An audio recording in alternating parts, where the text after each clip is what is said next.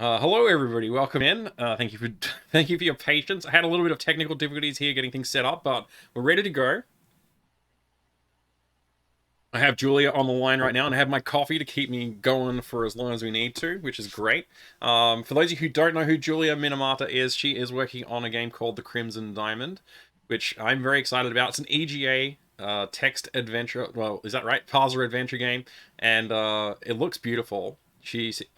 It's inspired from a lot of those classic Sierra adventure games and stuff like that. So we're all very excited about it. So without further ado, I think I'm going to go ahead and bring Julia on screen right now. Hello, Julia. Welcome in.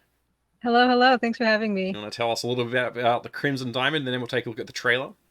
Absolutely, yeah. So the Crimson Diamond, as you said, is indeed an EGA text parser mystery adventure game in the tradition of the classic Golden Age Sierra stuff from 1989 to about 1993 or something, where you've got this Roland MT32 that no one had at the time, pretty much because it was so expensive. But uh, my musician Dan has gotten one working, and we do that on stream together. It's so it sounds like the old stuff. It looks like the old stuff. Hopefully, it plays a little bit smoother than the old stuff. Uh, that remains to be seen, but the beta testers so far have been pretty favorable on it. And yeah, it's a story about a wannabe mineralogist, Nancy Maple, who is employed at the Royal Canadian Museum, is what I call it, in Toronto. And there's a diamond find up in Northern Ontario, and she gets to go on assignment and see if it's actually true. And of course, naturally, she meets a ton of interesting people with interesting agendas, and it's up to you and her to figure that all out. Hmm. I chose the wrong moment to take a sip of my coffee there. That's awesome. That's a really good introduction. So this is the MT32 you were just you mentioned that Dan's Oh my using gosh, you one of have those. one. Oh my gosh. So yeah, they're really good devices. I love the sound of these things. So we should get Dan to come and have a chat sometime too. That'd be awesome. Absolutely, absolutely. But yeah, now now I've made a mess of my stack over here. I'm gonna play the trailer, and then while that's happening, I'm gonna mess with some stuff because I forgot to turn off some of the redemptions and pause the alerts and stuff, which I wanted to do. So chat, the alerts will be paused. So if you're trying to do a TTS donation or something like that, they won't work. They'll be held until after I finish the conversation, and they'll put follow alerts, sub alerts. They're all disabled for now, but they will be all played after we finish the conversation. I'll re-enable them, and we'll play some games and stuff like that. I'm also going to turn off the Doom Redemption chat, so just so you know, we turn that off. But is the trailer on the Steam page the one we want to play? Yes. Yes. Okay. I Great. hope so. Okay. Let me unmute that. Crimson, Ontario was once a prosperous, I'll start it lively again. mining Get it town. right. There we go. Crimson, Ontario was once a prosperous, lively mining town. But that was a long time ago. Now it's quiet, nearly deserted, and some folks aim to keep it that way. Nancy Maple is an aspiring mineralogist, assigned to follow the trail of a dazzling diamond. An intriguing cast of characters has converged under one roof, each meaning to get their own way. Or else.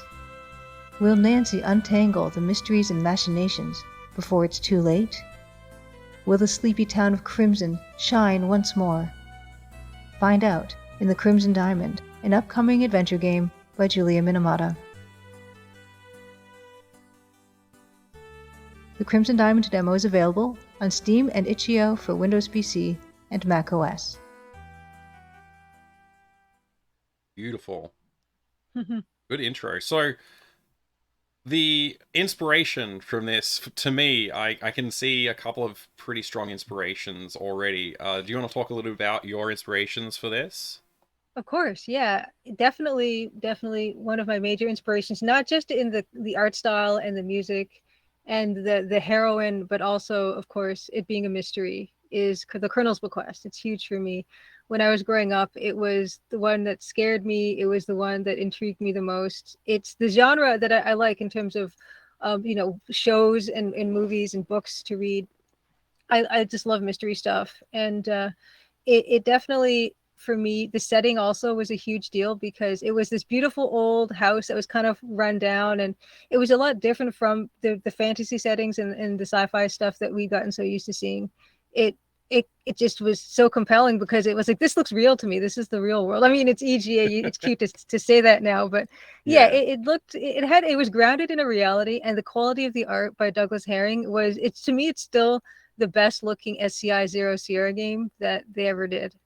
It is a beautiful, beautiful game. I was so thoroughly impressed when I first played it as well, and I played it later in life. I was not a childhood game for me. I wish it was, because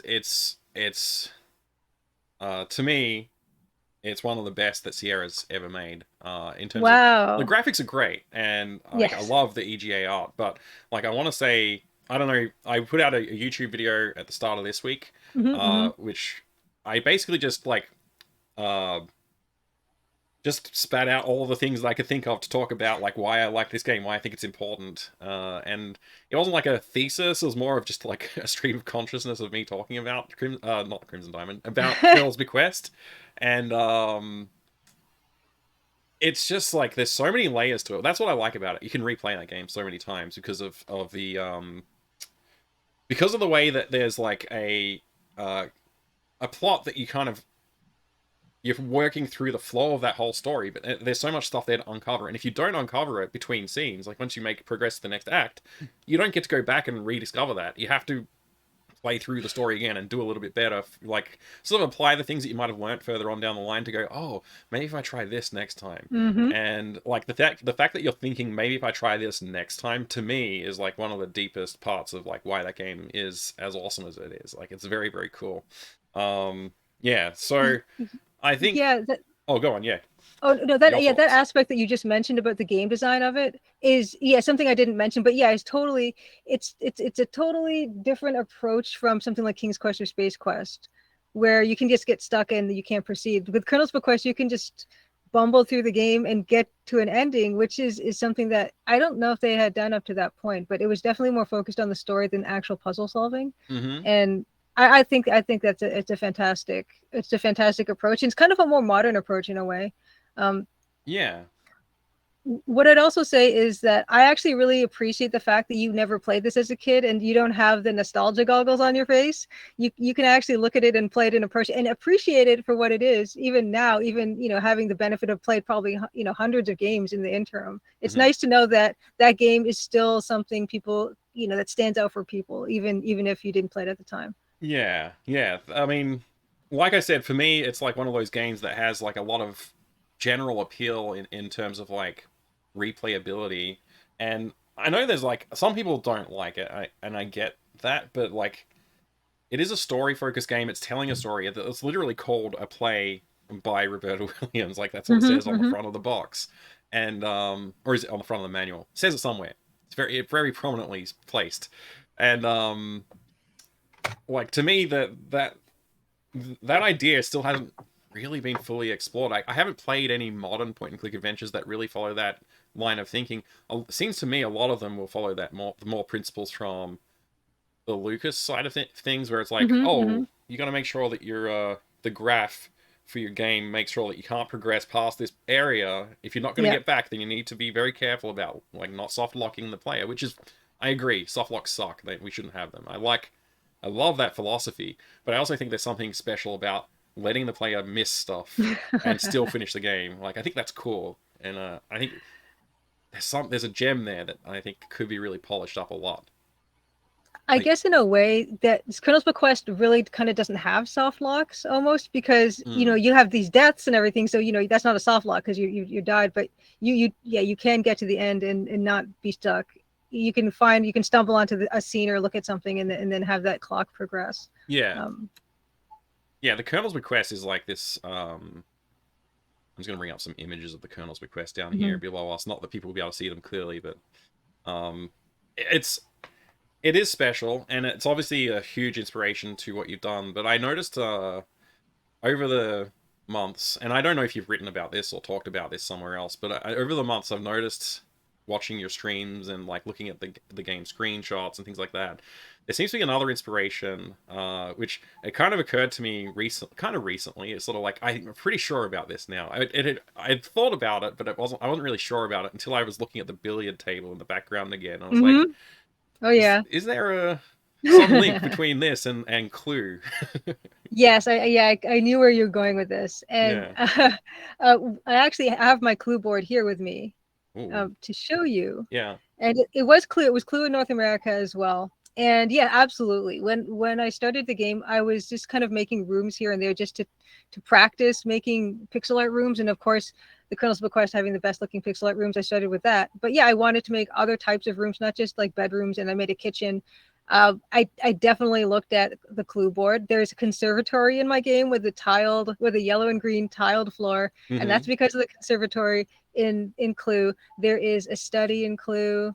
I didn't make a drawing room, but yeah, I will quickly just like put this in front of all the stuff. Okay, so this is the one I had. Oh man, I love that brings back some memories. Mine is in English, but is that full? Is that bilingual? Is that copy bilingual? This one is, yes, it is, because yeah, it was in Canada. It's a Yeah. Le Clue, I suppose. Oh And wow. I'll quickly show the and this one was great because I actually prefer this. Some later Clue versions have like photographs for the characters. I actually really like the illustrations. Of course, I would. I'm actually an illustrator first, but Yeah. Well, we need to here's talk my about that soon too. yes, We're yes. gonna go very broad and very deep in this conversation, everybody. So This might buckle down. be getting kind of keyed out, but yeah, I mean, Yeah, it's getting that keyed out a little bit, but it's okay. it's fine. This is Yeah. mostly fine. Yeah. So yeah, there's the conservatory, and yeah, literally, I took this. And I'm like, okay, I'm gonna make that tile with glass and plants. Uh-huh. The billiard room. When I first put the billiard room into my game, I had no reason to have it in there. I just wanted to have it because it was on the clue board, which is right Yeah. here. Yeah. And I eventually came up with a reason for it to exist. And Oh. so it's kind of a backwards way of thinking about game design is making something and then trying to come up with reasons why it exists in the game. Well, you're guaranteed to have a game that's cool if you think of like, this is a cool thing I want in my game, so therefore I'm going to put it in and figure out a reason for it being there. It's kind of guaranteed to be cool if you're thinking that way, right? Well, I hope so. Well, the thing with adventure games is so much of it is dependent on the setting and just feeling like you're there. And that's kind of how I started. I didn't think about, okay, well, I need this many rooms, or I have this goal in mind. I was just kind of tinkering. I was making like a dollhouse in a way of pixels, and it means that the setting kind of does feel like a place because that's how it started. It just started as a place that I was gonna just make, and everything else came after. Yeah, that was the next thing I was going to ask about is like, how did you get started with this? And there's a very broad question here, so I guess I'll start with where did it just like where did it germinate from, and then we can maybe go a bit broader on like the game dev and how your path down to actually deciding to make a game. So let's start though at the seed of like, where did this come from? Okay, where this came from? This came from, yeah, I was an illustrator for 10 years. I was a freelance illustrator for magazines and newspapers. And before that, I went to college for art. I went to a special arts high school. And yeah, I was trying to be an illustrator for about 10 years. I actually have some, yeah, I mean, this, we have show and tell. I have some work that I've done here. This is probably going to get super keyed out, but this is yeah. Oh yeah, here we go. Yeah, totally keyed out. That's fine. Working, yeah. Actually, not that bad. Okay, yeah, so this is the Georgia Strait. There is that's a beautiful so this illustration. Thank you. This is our national magazine, the National Post. So this was this is actually on my website. There's actually a juliaminamata.com website, which kind of shows some other projects I've worked on so there's this one, Business Week. This is an American publication, Business Week, and the New Yorker a couple times. So being a freelance illustrator and starting out there, like, I'm going to admit something. When I was a kid, when I say kid, I was a young adult even. I was very much into illustration, art, and design, and I wanted to do that kind of thing. I never could figure out how to do it. How did you get started there? Well, yeah, I mean, I guess there's a couple things about this. So yeah, I got started because I was going to school for it, and then part of my education. I'm just going to keep showing a few things. Part of my education was it was a college education. It wasn't a fine arts education. It wasn't like a BA Bachelor of Fine Arts or anything like that. It was an applied degree, and it was approached very much like a profession. You're going to be a freelancer. You're going to be a contractor. just like any other type of contractor, we're going to get this training to do art, and then you're going to go out and you're going to get work from magazines who are going to say, okay, well, we need it to be 5 by 7 inches and it needs to be about this, here's the article, and go. And then you have to come up with ways to visually communicate these ideas, and then give rough work. And they also showed us how to design our own promotional material. They showed us how to design our own websites, really simple websites like portfolio sites, graphic design, some business practices. So how to look at contracts and know what would be favorable or unfavorable terms in contracts. They really set us up to kind of run our own business. Right. Very practical and powerful education then. Yeah, very, very practical and powerful education. It was a 3-year diploma program. It's since changed to a 4-year university degree. And I did go back to get the degree. So I do have a bachelor's of applied arts illustration now, but the 3-year program was very focused on almost like it's a trade skill, being an illustrator. And that's what I think about art. I actually did an art panel a couple weeks ago where I talked about with a bunch of other indie game devs how to approach art in your game. And I approach art in games the same way I approach art in illustration, where it's there to perform a function. It's to visually communicate. Focus on that first. Don't focus on, does this look real? That's not the place to start. And that's where I started. I started knowing, and leaving school, they're telling us, okay, this is how you promote, this is how you send work to art directors and to publications, and that's how I started. And the second part of that question was, how do you succeed at that? I think was the second part. The second part is I don't know. I don't know. I don't think I ever figured it out, and I can't really offer any real advice about that, because that's what led me to start working on the Crimson Diamond, was because it wasn't working out for me in terms of being an illustrator. I did everything that they recommended us to do in school, and I worked really hard, and I spent a lot of time on the commissions that I did get, and I just couldn't really build any momentum with it. I wasn't able to make a living with it, and I had a lot of spare time because I wasn't getting work, and I started to look at, I think it was around that time, YouTube Let's Plays were starting to become more of a thing. And there was kind of that's the beginning of the resurgence of indie adventure games, not just adventure games, because adventure games have not gone anywhere all through this time. But the idea that there are these tools now available for people to make their own just by themselves or on small teams. And people were playing them and putting them up on YouTube. And I saw Francisco Gonzalez's his Ben Jordan series, and Yahtzee Crowshaw's Tizomythos being played.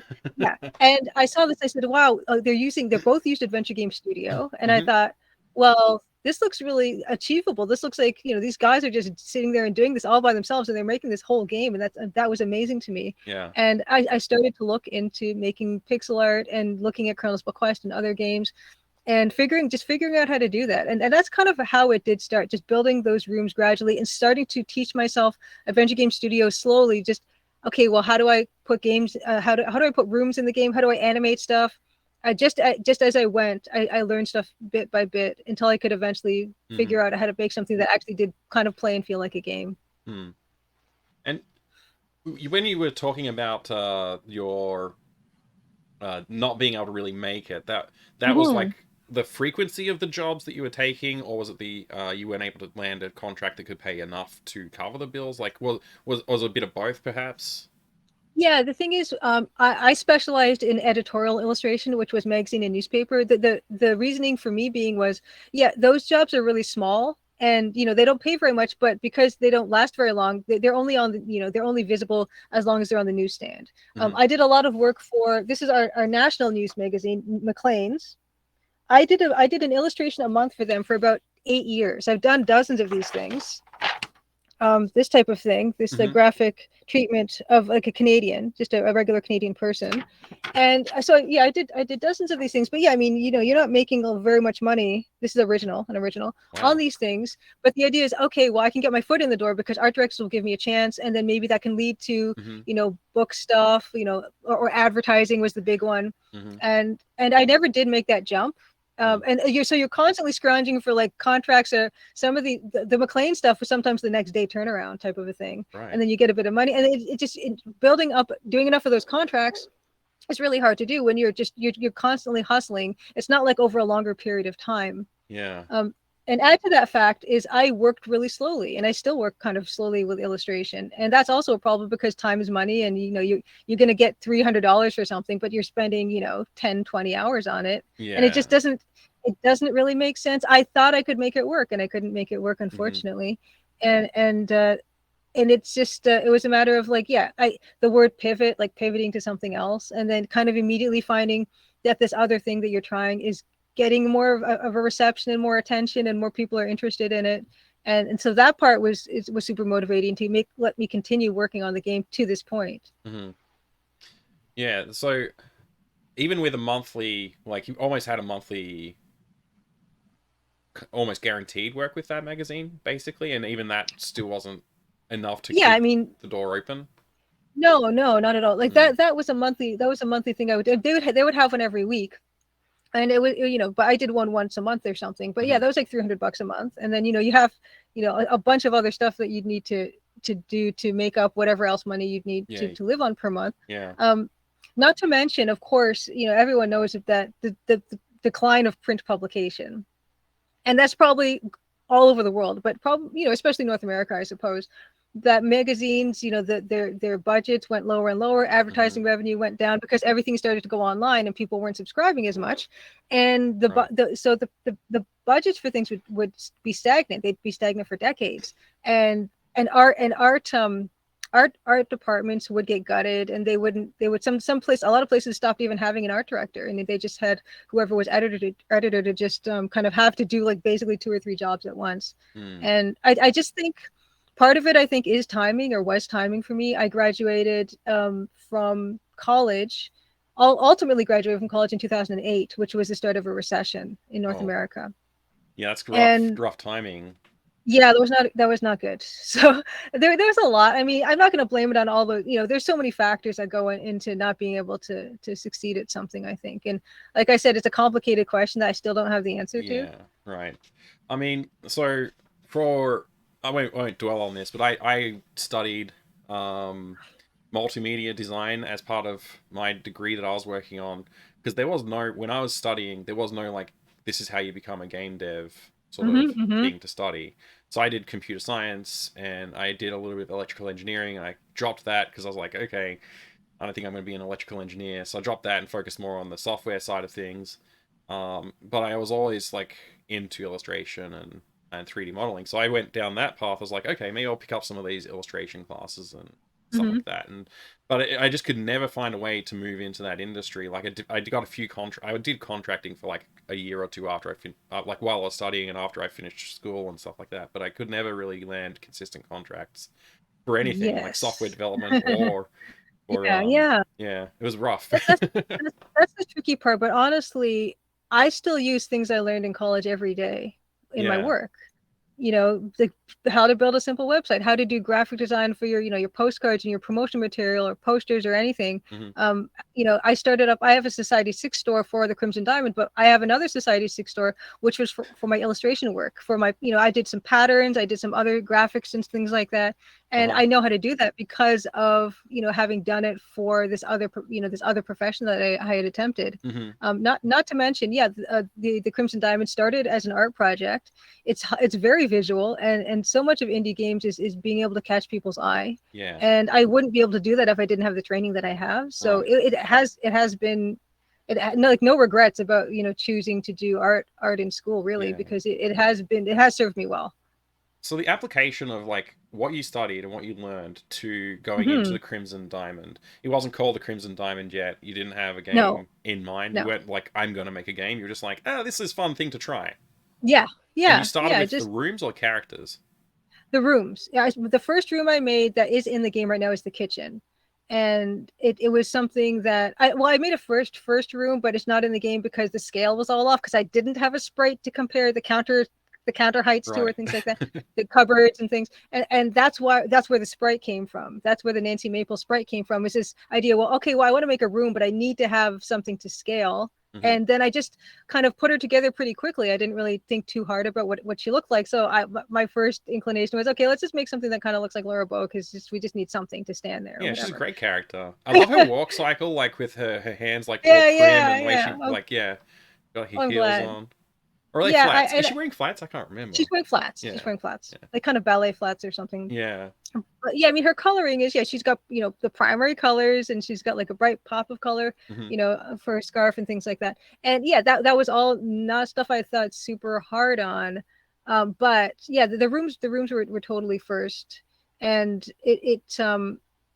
When did you go from like, these rooms are just fun things to make to how to put somebody in there who can walk around, maybe click on this and open that? Like, how did it evolve? Yeah. Like, yeah. I I think after the first couple of rooms, I think after maybe 2 or 3 rooms, I thought I want to connect these rooms together. Hmm. And that was part of like learning how to use Adventure Game Studio. And there's some wonderful tutorials on YouTube for how to do that. And I started going through the tutorials and figuring stuff out, how to make her walk behind the furniture, because that was a huge deal. That made it really feel, at the time they called them 3D adventure games, Yeah. which was really funny. A But yeah, sense that of idea like of spatial like yeah, depth and stuff yeah, like that with those. You yeah, walk behind yeah. the table. Yeah. Exactly, the sense of space. And of course, when you want something to move, yeah, you got to have to make walk cycles. And that's just how everything started to go. Like it just was all like practicality. So okay, I want to do this. Well, how do I do that? And then this, and then this, and eventually, yeah, there was a house for the most part. She could walk around and behind. And of course, while I'm doing this, I'm thinking, okay, well, what's the time period? Because I want to put furniture in this place, and what's the style of the furniture going to be, and where is this place? I mean, is it near mountains? Is it by a river? What's happening here?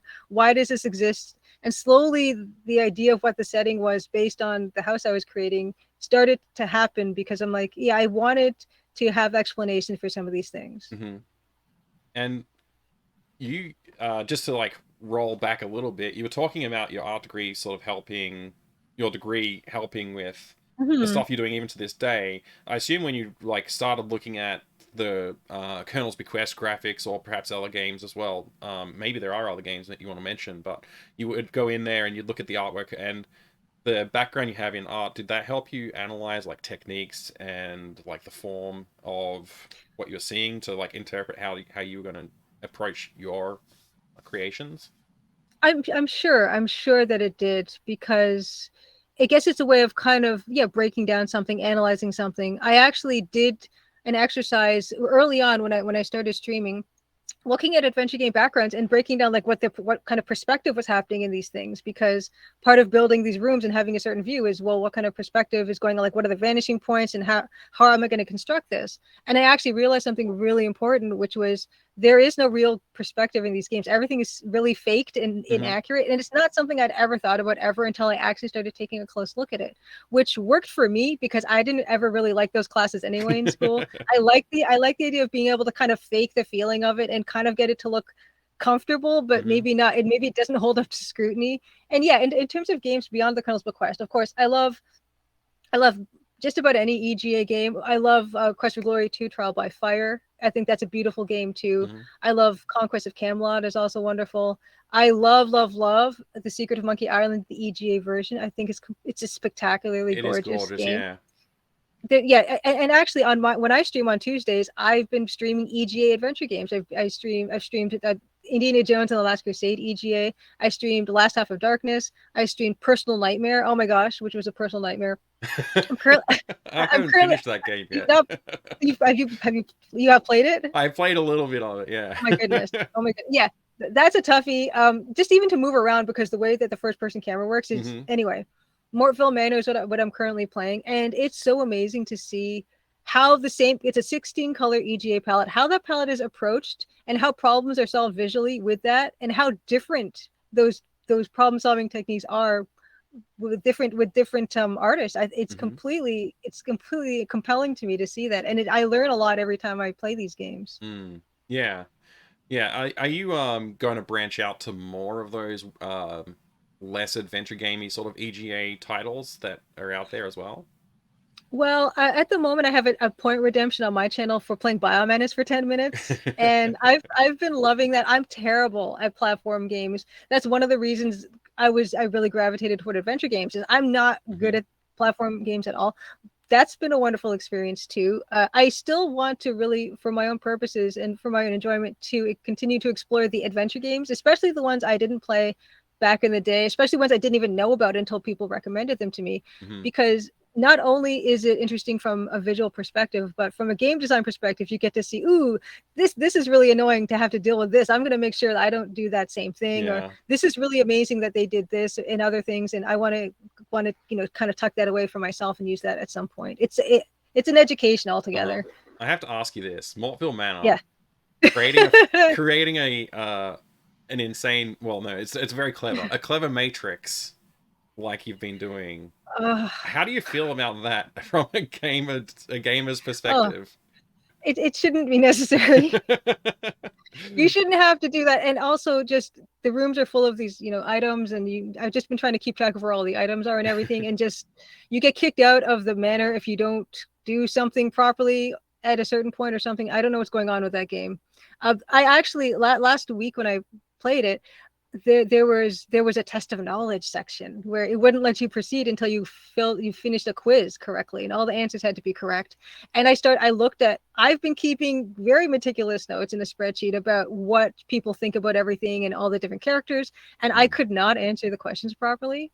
Even really simple ones, like you're supposed to be there to investigate the murder of somebody, and I had no idea how that person had died at all. Even having played this game, I've been playing this game for maybe 7 or 8 hours on my channel, and I asked everyone everything, and I was wrong, and that was the first question. I just that it's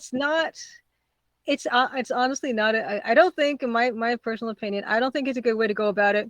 In my own game, I was very conscious about not doing things that I didn't like, even as a kid. Well, for the Colonel's Bequest, for instance, this idea of stumbling through game progress, I actually find that very stressful, and I made sure not to have that type of progression in my own game. So you're not doing the Bequest model of you literally didn't do anything in Act 3, so you don't know what's going to happen now. No, I did avoid that because I didn't really enjoy that aspect as a kid, and I consciously decided to avoid it. With Mortville Manor, my game is a game where you can ask lots of questions. You can learn a lot about the characters if you ask them questions. There's quite a lot of parse their responses if people want to really get into it, but you don't have to get through the game. I guess in that way, it's kind of similar to the Colonel's Bequest, where I'm not expecting you to ask everyone everything all the time to get through the game. It will help you, possibly to learn about motivations and people's characters if you do take that time, but it's not necessary. You can still get an ending if you don't do that, but it might not be like the best ending you could possibly hope for. And I wanted to talk a little bit about, there's something that you were working on a while back, which is, I don't know if you finished it or not. You were working on a piece of pixel art of an art gallery, was that right? Yes, I was. Yes. Is that done? Question 1. And question 2, what was the motivation for that again? I've forgotten. And can fill in everybody else, because I'm too vague on it. Okay, was that the Royal Canadian Museum exterior shot with that building? I think so, yeah. Yes, I did. Oh my gosh, that one took me the longest out of any shot in the game. I was streaming that for months, because the thing is about streaming art when you're doing it is, you've got chat and you're interacting with people. You don't get a heck of a lot done. And I only worked on it during stream because I'm working on actually building other parts of the game when I'm not on stream. But when I'm streaming, I don't want to spoil any story details for people. So there's a lot that I can't show people with it. And my solution was, I'm going to upgrade the introductory art on stream because it's something that needs to happen anyway. It's something everyone's kind of seen already. And so unfortunately what it means is sometimes these things take a lot of time, and that one was a lot more complex and a lot more architectural in its view than anything else in the game. And it is finished. It is in the current version of the demo, and wonderful. I plan on reusing it at every opportunity in the game. It reminded me, the colors reminded me of the Tulane University and the style of Colonel's Bequest. It's a little bit brighter, that kind of look to it, and I don't know. That's the way I felt when I looked at it. There's a lot in the game that I think does kind of harken back to both games, both Colonel's Bequest and Dagger from Amon-Ra. I don't think in that case I was thinking particularly about Tulane University, but even stuff like in the intro, you're in the beginning of the Crimson Diamond, you're taking a train somewhere, and that's something that happens in Dagger of Amon-Ra, and something else happens in Dagger of Amon-Ra near the end of the intro that also happens in the Colonel's Bequest. and even the fact that TCB is the Colonel's Bequest and TCD is the Crimson Diamond. I think that's something fun for me that I Mm-hmm. did enjoy doing, because yeah, I mean they are very similar sounding names. Mm-hmm. Yeah, I think when I was looking at like looking at screenshots that you'd sent through, because you sent me Hmm. like the backgrounds that go and Yes, fading behind you. I yes, was looking yes. through them and I was just like appreciating like all the there's a lot of details in there. And like how much of that do you think of, like this is still we're still talking I guess about the first phase of your working on Crimson Diamond, Mhm. where it wasn't perhaps even called anything yet. You would like what drove you to put all of those little details in there? Were they already in there by the time you decided to make it a game? Yes, actually, the highly detailed. Yeah, I mean, I'm just looking at what's on screen right now. Yeah, I was kind of just decorating and not thinking about, okay, well, that's something you're going to need in the game. So I'm going to put a vase of flowers on a coffee table because that's going to be super important in the game. I definitely wasn't thinking like that. It was actually more like, I might even have to say that it was kind of like a comfort thing, like a comforting, fuzzy, like happy, fuzzy memory type of a thing Mm-hmm. where I was having a hard time, right? I mean, that's not even something I'm going to hide. It was a hard time because I'm struggling. I'm trying really hard. I'm trying to make something work, this illustration career. Mm-hmm. And I was just like hitting a wall constantly. Mm-hmm. And I was thinking about stuff. Yeah. I mean, I enjoyed as a kid and thinking about those nice times and how those times made me feel. And the art started there, and that's why it's so detailed, is because it was actually like really kind of relaxing and soothing Yeah. to build them and like make these little worlds for myself. And yeah, and what makes me feel really good is when people say, when they look at the art, they feel the same way. Like I've seen people at events. I have a like there's not a I don't have the banner here to show right now, Mm-hmm. but I printed up a huge one of those big banners like that's on an aluminum stand, at events back when that was a thing I used to do, and I would just see people's faces light up when they saw that color palette, Mm-hmm. because they had a fond memory of it when they were kids, or they'd show their kids, oh, this is the kind of game I would play when I was a kid. But best of all was seeing kids come up and play some of the game and really enjoying it, Mm-hmm. which I was not expecting, like, some like 10-year-old, 12-year-old kids coming up. But I don't know why that surprised me, because I was that age and I enjoyed them too. Mm-hmm. But like it's just like with you saying that you had not played the Colonel's Bequest until like much later, and finding some enjoyment out of it. This idea that there are these kids that of course have no idea about these games. They have, no idea, but there's something there for them to enjoy. And I felt like that was super motivating, seeing that as well. Not something I was expecting. Mm-hmm. Yeah, that's a pretty big motivation from like I could see how that would be a huge motivation. The idea that you've created something that like yeah, it's like inspiring little kids maybe to smile or to enjoy their time with it. That's Yeah. wonderful. Yeah. Yeah, I actually very first time I showed the game, it was I showed it in 2018 in the fall at the Toronto Reference Library at an event called Wordplay, which was a narrative showcase of games. Mm-hmm. And it was a showcase of about maybe 25 or so games. And like they got like 3 times or 4 times as many entries as could be in the show. And that was kind of my first indication that maybe I'm onto something here, because I didn't think I would get into the showcase, but I did. And I got to show the game publicly for the first time, which was a huge motivator to create a vertical slice like that chapter 1 demo. Mm-hmm. I had most of the parts, but like I was approaching it very kind of like slapdash. I was kind of just making stuff and moving on to other things and not really thinking about, okay, I need to make something that's goal oriented that I can show to Right. other people. But when I had this thing I had to do in 2 weeks, oh my gosh, I have to do this vertical slice. Luckily, most everything was in place to do that. Um, but they still needed some work needed to be done, and I got to show it. And I saw this father and daughter. They came to sit and they were playing it, and he was reading the dialogue and voices, and she got to like type a bit, and she was like picking at the keys and everything, and she got to have that experience of, this I think a lot of people have that experience, Mm. playing this type of game like collaboratively with somebody else. And it's actually kind of like stealth educational game, because there's typing, there's reading, there's like comprehension, and there's so much going on in them that is inadvertently something that I think a lot of adventure game players, when they were kids, they kind of really benefited from in Yeah. an indirect way. Right. Um you got to take how early in the process of making this game did you start going to places like this? Is this that was the first one? Hmm. Yeah, 2018, like late, like November, October, November 2018 was the absolute first. That was a very, very rough chapter one of the version of the demo. It's pretty different. I mean, it's visually pretty similar. It's very similar. But under the hood, I mean, a lot has changed during that time, because of stuff that I saw people having trouble with or getting stuck on. One example, of course, is that traditional kind of Sierra movement that we have, which is like you tap the arrow key and then she moves in one direction until she hits something, or you tap it again.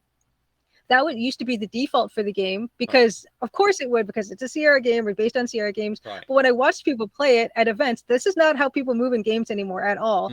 And I realized pretty soon that I'd have to make the default the press and hold type of movement for as a default. And there was a lot of lessons I learned watching people, not just watching people at events play it, but watching streamers play the demo. It's huge to watch streamers play the demo. Dan's in the chat, so I'm just going to hold this up and say hi. Oh my gosh, Dan! Dan's the composer for the game. Yes, Dan. Mike's got got one. He's got a role in MT32. Yeah. Yeah, Dan is great. Dan, I mentioned I stream on Tuesdays. I stream the art for the game, like working on the introductory sequence art. But sometimes when Dan's available, we stream music together where I'll have an idea for a track I want in the game, and Dan will generate it from magic in his brain and his talent. Genius, Live on stream, and then we'll be taking feedback from people during the stream, and we'll come up with something that's very close to what would be that finished track in the game. And we've done that quite a number of times actually, to great success and entertainment for all. And not to mention, Dan has also worked on he did music for Empire of Sin. He did. That was a Brenda John Romero's game, which was amazing. And actually there's a track in the Crimson Diamond which is the kind of the introductory ragtime music, which started out as a demo track for Empire of Sin that didn't get used, and because it's kind of like Empire of Sin time period is a bit later on, but it still totally works. It's ragtime, it was still during the time of the early 1900s, which is when the Crimson Diamond is set. And we just got to recycle it and put it in my game because he wasn't really having a use for it. That's so cool. Which is wonderful. Yeah.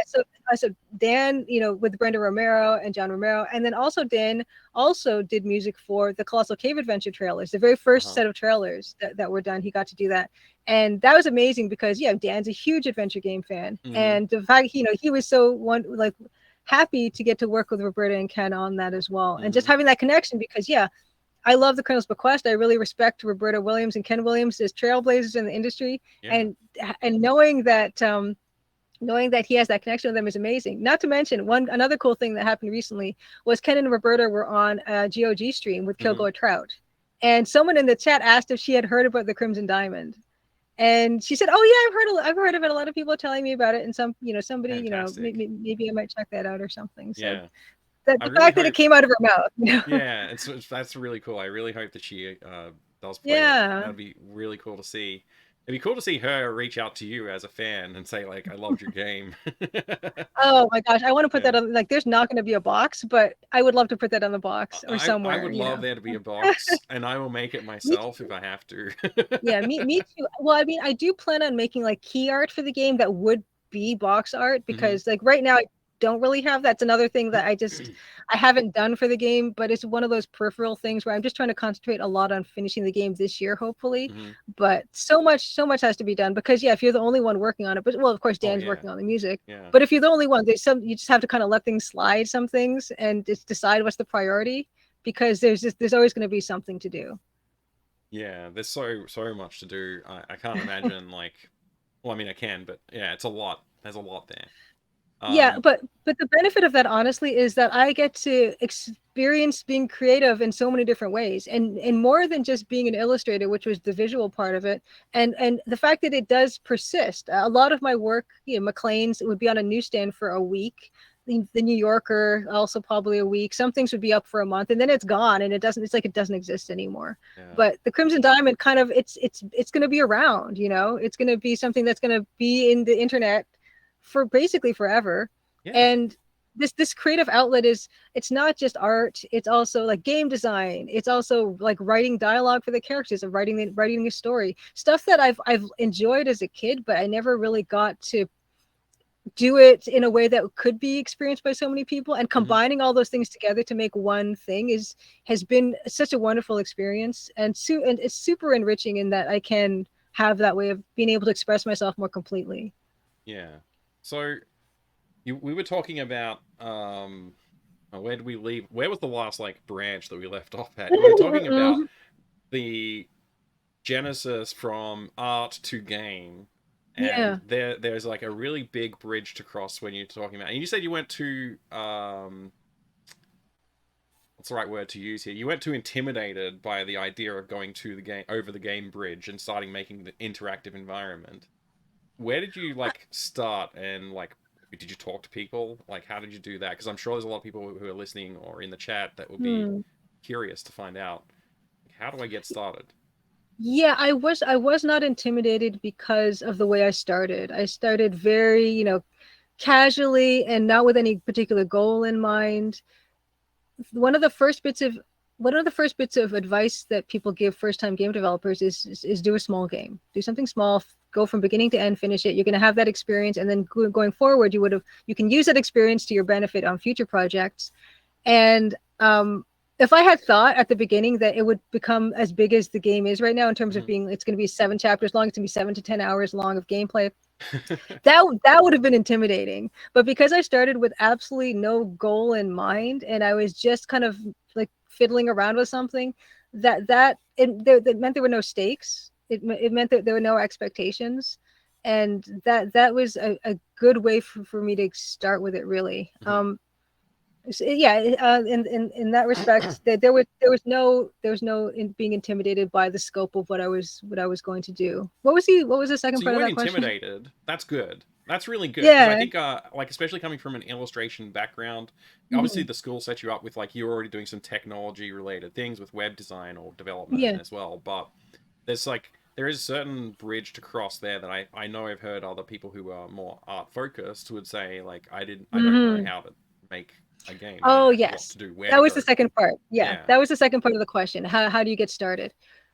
The advantage of, yeah, being an indie game developer right now is, yeah, there is just so many tools that are just either free or cheap, available out Mm-hmm. there.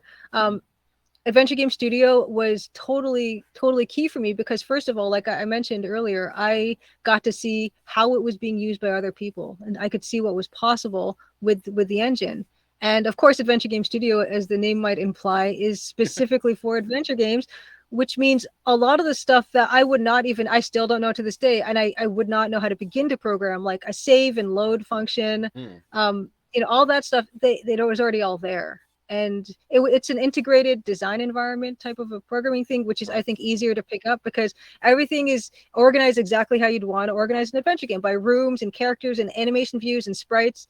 And because it's been around for so long, it's been around for, I think, more than 20 years at this point, and it's still actively being maintained and updated. There is a very active community out there. There's a lot of like YouTube tutorials that you can follow step by step. And if you get stuck, yeah, there are the forums. And I've asked questions in the forums, and I've been stuck Mm-hmm. and gotten multiple solutions to answers. And then I pick one that I can actually do after many hours. And it's gotten me through some really big sticking points. Yeah. So the engine for me was totally key in terms of where I started from. I started from basically having no programming experience. I did have a couple computer programming courses Mm-hmm. in high school. I learned a bit of Java. I learned how to draw a triangle in Java, and I couldn't Right. tell you how to start with that anymore. Yeah. I don't think it's I assume it's not useful anymore. But anyway, I started with Java. There was also kind of a very basic kind of computer learning program called Turing, which was I taught in the computer course that I think was actually made in Toronto or Ontario or something Mm-hmm. where I am. And so I had a slight background, but really nothing. And it had been like many years since Mm. high school for me by the time I decided to go into computer stuff. Although I kind of always had an interest. I was thinking when I was graduating from high school that I would go into maybe computer engineering or computer science or something like that. Okay, so you liked it enough to think that. Yeah, I did. And I did take I mentioned I did go to a special arts school, but they also offered everything else. And maths and sciences. I took all the maths and sciences. I went to an enriched science and math school for a semester. Because it was only offered for a semester. It's not like I decided I hated it or anything. It was only like it was a semester-long program. I took that in one of my last years of high school, thinking that I would go to university for computer science or something like that. But then I kind of had a bit of like a crisis where I just realized that that's not actually what I wanted to do, and that's why I decided to go into the art stuff. Right. But yeah, I mean, Adventure Game Studio, and having basically, I would say, very minimal programming knowledge, not nothing, but extremely minimal. Was really good. I think picking a good tool when you're starting out that is, like I said, well supported, and it had with an active community is I think a really good starting point, depending on what kind of game you want to make. I mean, there's RPG Maker, there's Adventure Game Studio, there's a bunch of other programs now that are kind of like Twine or something if you want to make a kind of just a visual novel type of thing or narrative game. Just looking at what you want to accomplish and seeing what the kind of an easy beginner tool would be for that, and asking around for sure. So you knew, because you mentioned the Chizo mythos and other stuff that you'd seen in the past. That's where you were motivated to look at Adventure Game Studio, I guess, from the start. Okay. Yeah, it was really fortunate that I got to see those games being played. There was a time I think, I mean, speaking to other people who loved, old Sierra and LucasArts games, point-and-click adventure games, there was a time in the industry where I kind of lost interest in games altogether because there was that transition into 3D. And 3D games, first of all, didn't look good. They didn't play good or play well. They didn't look good. They didn't play well. They were very hardware intensive, and I didn't have a top of the line game, gaming PC or anything like that. And I didn't. There was not an interest for me even now in that look, in that 3D look for the most part. There were years probably where I didn't really play games, but then with the resurgence of indie games and some point and click and 2D art and all that, I got interested in it again. But there was that time when stuff like Quest for Glory 5 was coming out, or King's Quest 8, and all that particular time was where it was just not interesting to me anymore. But I'm really glad that that got rekindled down the line. Okay. Sorry, I was a little distracted with adjusting my microphone. But yeah, you're talking about like the move to 3D. That's when you decided like maybe I don't want to play adventure games anymore because all the new stuff's this terrible 3D thing that I don't like. Is that right? Yes, because to me it was an incredible downgrade visually. I still favor 2D art over 3D art. Basically in every instance, I prefer 2D art over 3D art. In my own work, I mean, we haven't talked about this head or anything here that I've got behind me. Yeah, it's slightly off screen in the view that we have here. Let me see. Oh no, okay, yeah, you can't see it. I don't know if I have a better view. You might have to lift it up and show it to everybody. Right.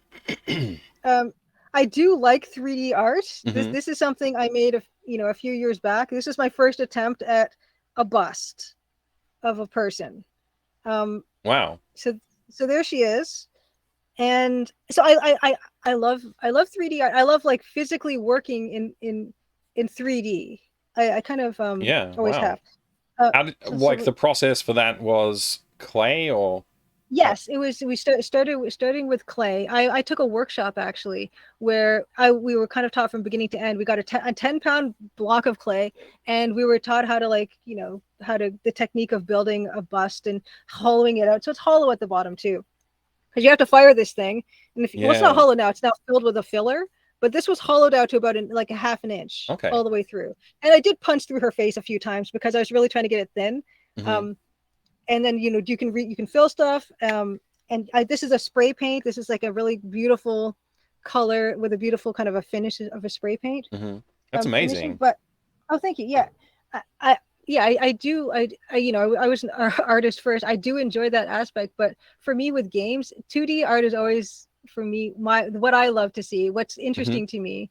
What I want to do in my own art. Although I have started learning Blender, which is a 3D art program, and it is good, but there's not, for me, the 2D is the most interesting. But yeah, I mean, when games started becoming 3D, it was totally visually to me huge downgrade. It just, they didn't look good to me. They didn't Yeah. play well. No, there was absolutely nothing there that appealed to me, and that was a time where I kind of fell off of gaming. Yeah, I can understand that. They absolutely had a lot to learn about producing stuff in 3D and making things look good.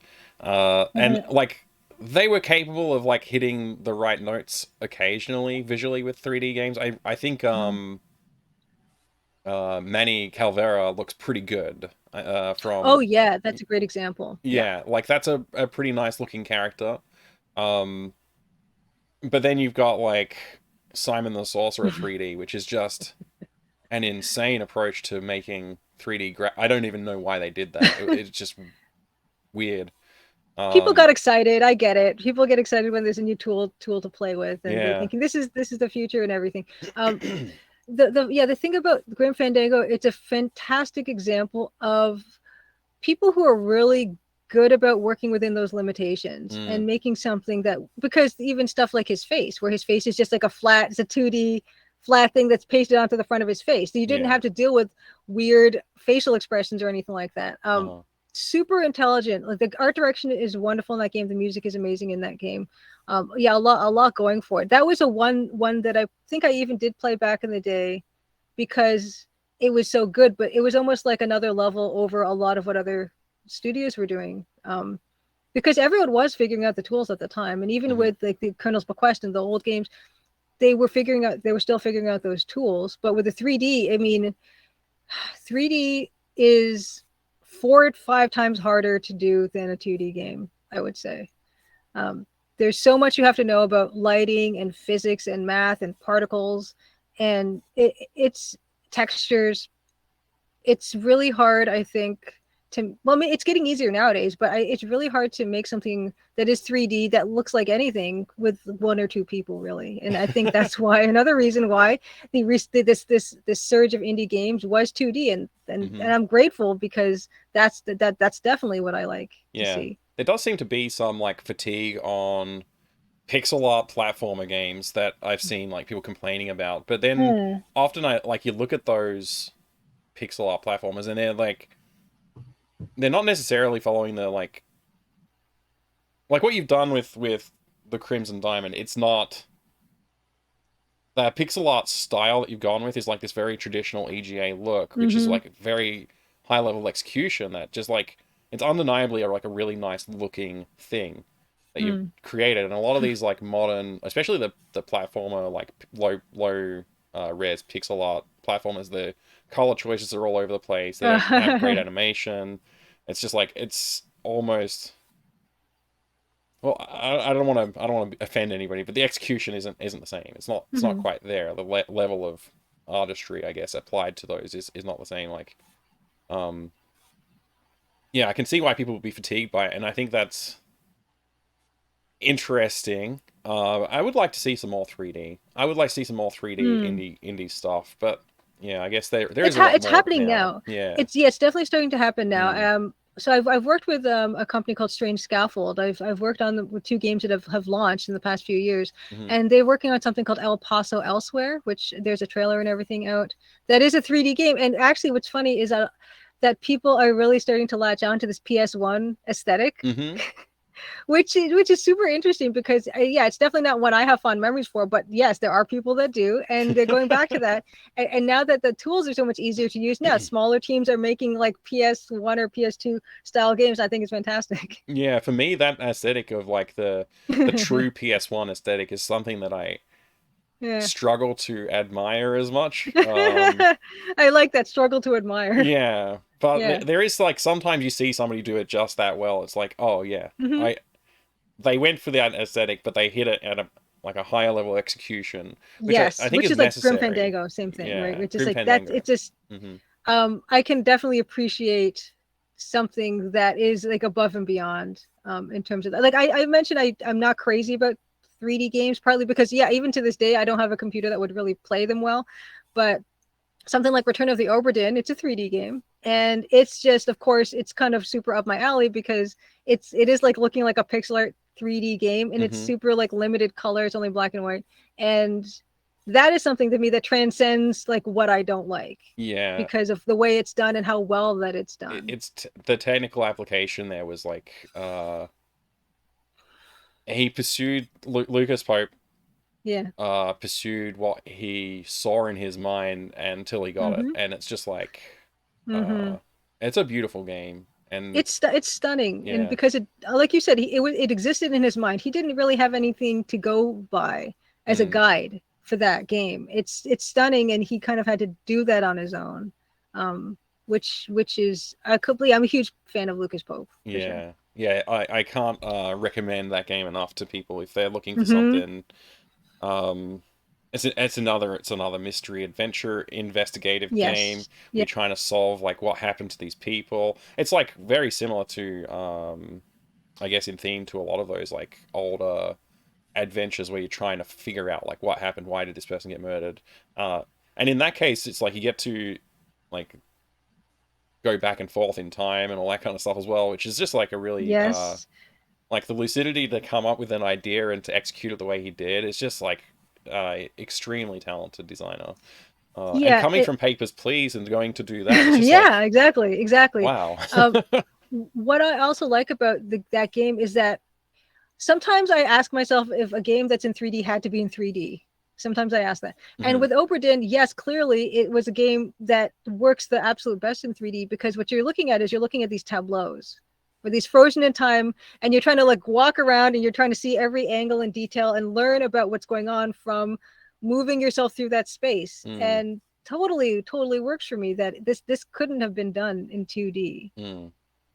Yeah, it's kind of mind-boggling, like the amount of work that you'd have to do to make that look that good too, when you think about it. Like and what's really cool is that he actually has like a dev blog where he does talk about a lot of the stuff of like what his considerations were and like what it looked like at some point and how it was like kind of nauseating to look at and stuff. And, amazing. Like getting those dither patterns to stick where they should stick and not like swim around the screen. Yeah, I read that too, and it's just a really good read. He's obviously very talented. I'm super jealous. I'm super jealous because also he does the music, and I was going to say sound design, music, graphics, programming. It's just like, I'm just going to do all this, and I'm just going to sit here. It's all done. Like come on, man. It's like you're hitting everything out of the park, right? Like every pitch is like hitting out of the park. Yeah, it really is. And it's a clever design on top of all of that. So game design, everything. So let's come back to that. You obviously you came in, you started using AGS, you started building this game out, and then obviously in the background you're still working on like your illustration contracts, but you're starting to pick up some more stuff in game as well. From the sound, you mentioned a couple of games that you were working on. Yes. Has that been beneficial to your process with the Crimson Diamond?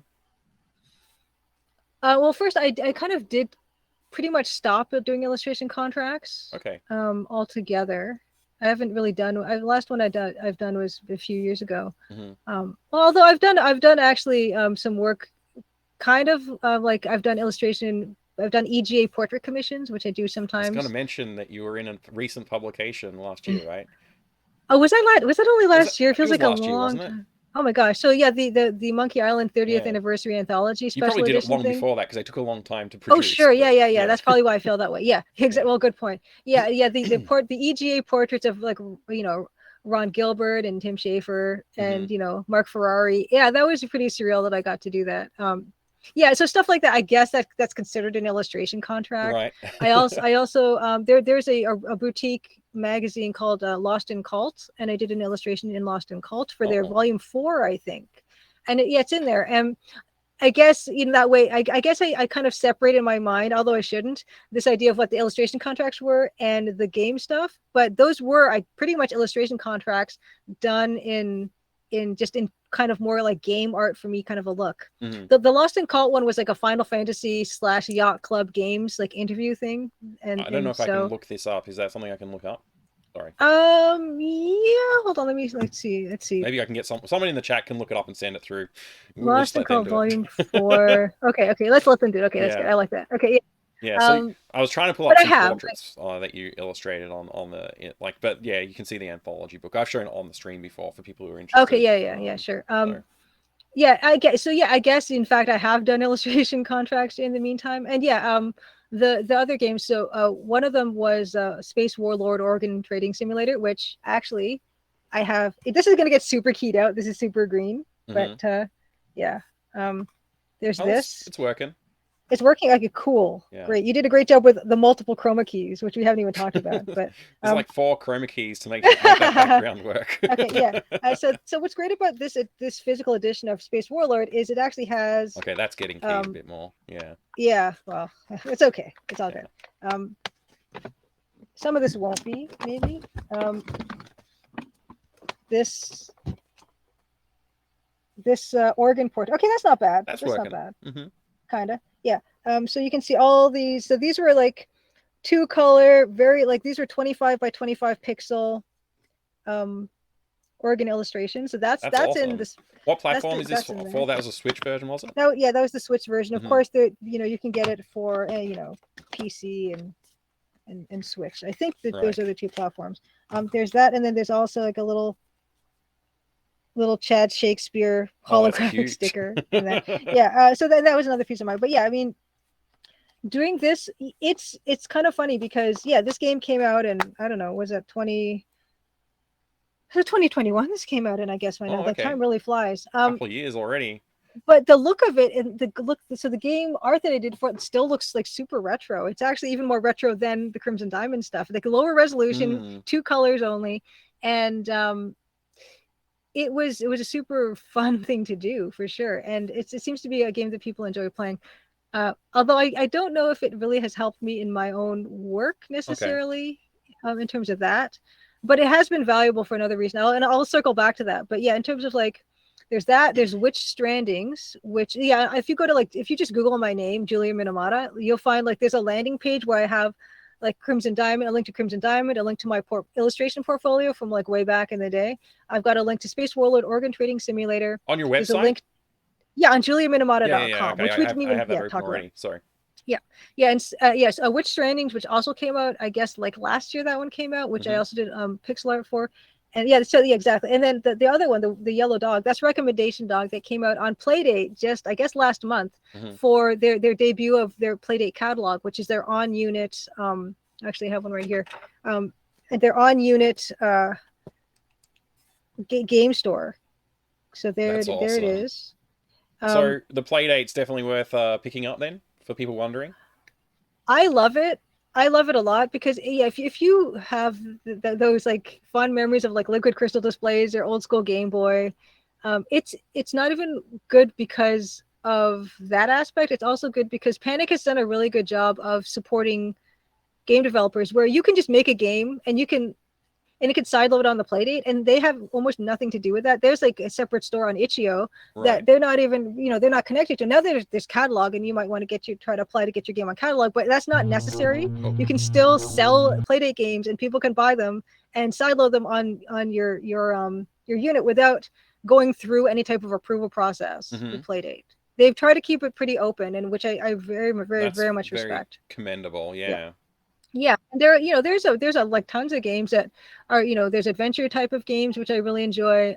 There are shorter little games which I think the Playdate is really well suited toward. Little quick hit games, and that's a format of game that is, I think, really good to have, not even for the players but for developers, to just be able to make it. Like I said, little projects are a good way to start. Just make some little projects, put them on the Playdate, and then you can enjoy them. Other people can enjoy them. You can charge a little bit of money for them. So that part of it is, every aspect of it I love. The limited color palette. It's a 400 by 240 pixel screen, but but they're really tiny fine pixels. So you get these beautiful grays created by the dithering or the patterns that people create on the screen, and it's a super sharp screen. I think there you go. There it is. It's really gorgeous, and it's kind of funny because looking at all the other things that I've worked on that I've launched, they're all like simpler than the Crimson Diamond stuff. They're all like fewer colors. They're all lower resolution, pretty much. So going back to the Crimson Diamond after working on a project like this must be quite liberating to be able to use different colors. It is and it isn't. I really, the thing about the thing about the limitations is I actually love the limitations. I actually get really excited when I can only work with like something fewer than 16 colors. When I was doing illustration, one of the first things I was doing was silkscreen printing, which so I would do, sometimes I would probably usually do a maximum of 6 or 7 colors. And already what I'm doing right now is I'm limiting my palette. I have to think about how I'm going to break everything down visually. For me, 16 colors was like more than I was ever used to, which was that was actually a liberating aspect for sure. I'm hearing from people like Mark Ferrari, who have worked for LucasArts, Douglas Herring as well, who was a Sierra artist. They were coming from a traditional arts background where they were painters, and they hated the 16 color palette because they were so used to just having infinite colors, anything you could mix. But for me, coming as a silkscreen printer, doing silkscreen printing, for my illustrations, having 16 colors is like a whole new world opening up to me.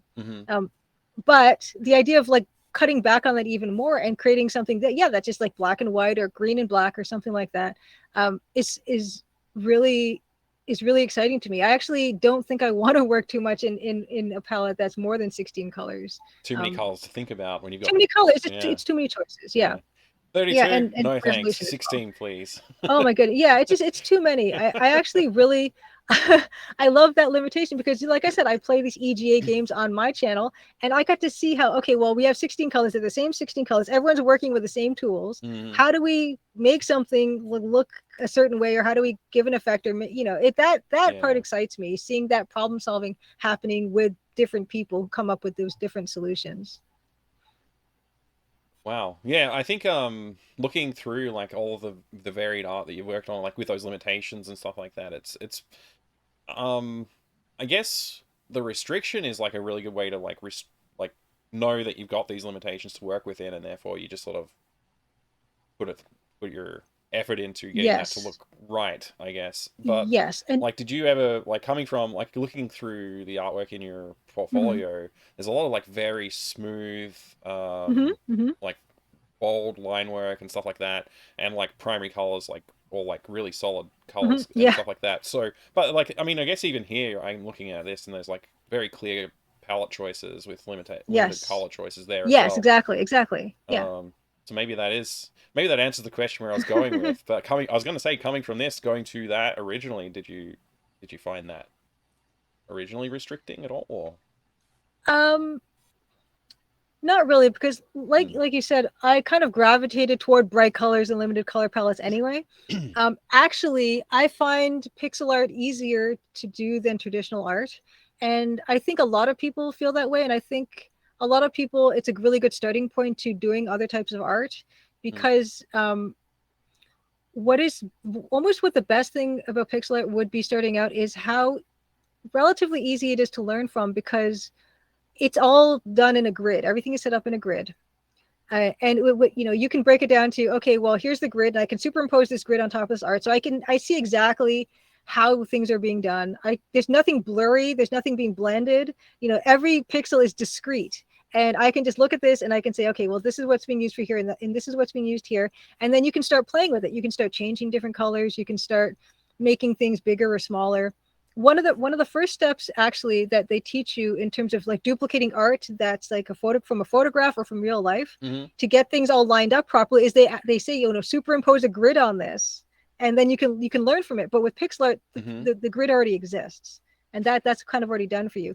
And also because the pixel art is lower resolution than, of course, real life, and so that's another aspect of it that is kind of really helpful, conducive to learning, because there's not as much detail in pixel art as there is in real life. You don't have to worry so much of, oh, am I getting this angle exactly right? Am I going to get this form exactly right? I mean, that stuff is like, there's infinite variety in that. But with pixel art, you either have the line is either here or like here or here. That's all your choices. There's not like the infinite continuation or continuum of possible answers. There's only so many answers you can come up with it. I've got like 8 pixel block right here. It needs to suggest this thing. Exactly. And I've got 16 colors to put in there. That's not that many. Yeah. Exactly. Yeah. And actually, one of the things I enjoyed most as an illustrator was taking those limitations, that there are also, of course, limitations that are imposed on traditional illustration if you're working, on a contract where I mentioned before, okay, it has to be 5x7. It's going to be on the left-hand side of the magazine, of the spread. And okay, well, here's, here are the colors of the graphic design that are going to be around it. Here's the article that you have to read. And not only do you have to read the article, you have to come up with visual solutions to convey the concepts that are in the article. Wow. And you have to have it done by this particular time. If it's done on newsprint, that's a consideration, because newsprint is a very dull medium. It's, the ink kind of absorbs into the newsprint. So you got to think about, okay, I need to make this higher contrast. Otherwise, it's not going to read properly. And ink on newsprint bleeds. So you can't make two super fine lines or else everything is going to get all clumpy. Right. There's so many things to think about in terms of fulfilling all these different limitations and expectations. And that was like my favorite part, was that problem solving and being able to come up with something that fit, like jumped over every single one of those hurdles and delivered an overall impression that anyone could just glance at and say, oh, that works. But there's so much to getting to that works that is involved. And with game art, it's very much the same thing. You have, the 320 by 200 pixel screen. That's what I'm working with. Working with 16 colors. And then, okay, I have goals. I have to make a character that looks like she's moving around a screen. I need to have the exits and entrances clear where she can move around. All of that, all the limitations, it's just coming up with solutions to those limitations that people can understand immediately is one of the best parts about making anything, I think. And I would love to continue talking about all this a lot more. I probably could talk about this for another 2 hours, but we've been talking for over an hour, and there's a lot more that we want to cover. So why don't we dive into like talking a little bit more about well, we talked a lot about, we actually have covered a lot of bases already, I guess. But we've not really talked about where you're up to now with the Crimson Diamond. Right, and, sure, and, absolutely. Like, when's it coming out? And those sort of things. And I'm not going to push for a release date, but it's supposed to be this year, right? That's the plan. Yeah, that's the plan. I don't know why my camera's a little blurry, it's a little but blurry. that's just There you go. There we go. Yeah. There we go. Yeah. The launch date has been probably pushed back like 4 times, but I think I mean it this time. I'm pretty sure I mean it this time. Yeah, this year at some point I'm hoping to launch it. Where I'm at with it, yeah, there is a demo available on Steam and on itch.io, and that is chapter 1 of the game. There are 7 chapters in the game, and I'm currently working on chapter 6. And chapter 6 seems pretty short, and that's the last gameplay chapter. Chapter 7 is more of a test of knowledge. Yeah, test of knowledge, debrief, and then you get your ending. But depending on how well you've done, kind of thing. So how many, like, if you talk to the right people and all the other things, you've seen the right scenes, then you come into that and you can answer some questions and get a score. Yeah, like what you've learned. It's like your final exam or something. Okay. And then a couple cutscenes, of course, too. So those are pretty involved. But yeah, I mean, the end is definitely in sight, and that's pretty exciting. Atreides is asking, why can't we buy the game yet? Well, I can tell you one thing, Atreides. You can go over to Patreon. And you can actually go to Julia's website, or you can go to Patreon. Let me drop the link in the chat right now, and you can support Julia right now if you would like. And I think for I don't know exactly what the price is. For me, it's $8.50 Australian. You can get a postcard. Ooh. I think. Yes. So, and your name in the credits too. Yes. So, what would you like to talk a little bit about that, Julia? Oh, of course, absolutely. Here? Yeah, perfect. Yeah, the Patreon is another thing that I wish I could spend more time on, developing tiers and perks for people. But like I said, I can only do so much in a week, and there's certain other things that like finishing the game, I want to focus on. But yes, there are 2 tiers. Both tiers, you will get your name in the credits. The higher tier, there's only 2 tiers. The higher tier, you do get an annual holiday card. It's a tradition I've been doing for probably at least 4 years now. And I'll mail it to you and everything. I actually have some here. This is super going to get keyed out. This was it's like probably totally invisible. Yeah. But I have other ones I can share. So this was last year's. This was last holidays. That one. And then there was also, this one was a few years back. That's probably going to get keyed out less. Then this was also from a few years back. This is probably the year before this year. That's the one I have. Yeah. That's And one you this one sent you can me. see I also like will sign them. That's a gold paint marker actually that I sign all the hand sign them all. Real gold. Everybody heard it here. Yeah, Real gold. yeah. It's This worth was it's gonna another be worth a lot of one that money. I done. And then yeah, I mean I've got some postcards here too. And this was actually one of the first cards I made, and these ones aren't available anymore. Oh, But yeah, I they're mean, great. Yeah. so there is every holiday season. What I do is I actually I will do like a promo package where I'll send, some previous year's cards and one of the postcards as a thank you if you're going to be becoming a new patron at a certain time of year. But if you ask nicely and you become a patron at that tier, I will probably send it to you as well. So that don't tell anybody. Mhm. But yeah, that's the extent of the patron, and it's been a super help and a big support for me because of the past, I would say the past maybe 6 to 8 months, I've been really trying to like not take on even other contract stuff. So like, yeah, I haven't been working on anything else besides the Crimson Diamond because I do want to focus on making it. But yeah, I mean, I'm not making a heck of a lot of money at the right now as I'm developing it. I'm kind of just working off of like what I've saved up to this point. So the Patreon has like really been super wonderful for helping me out.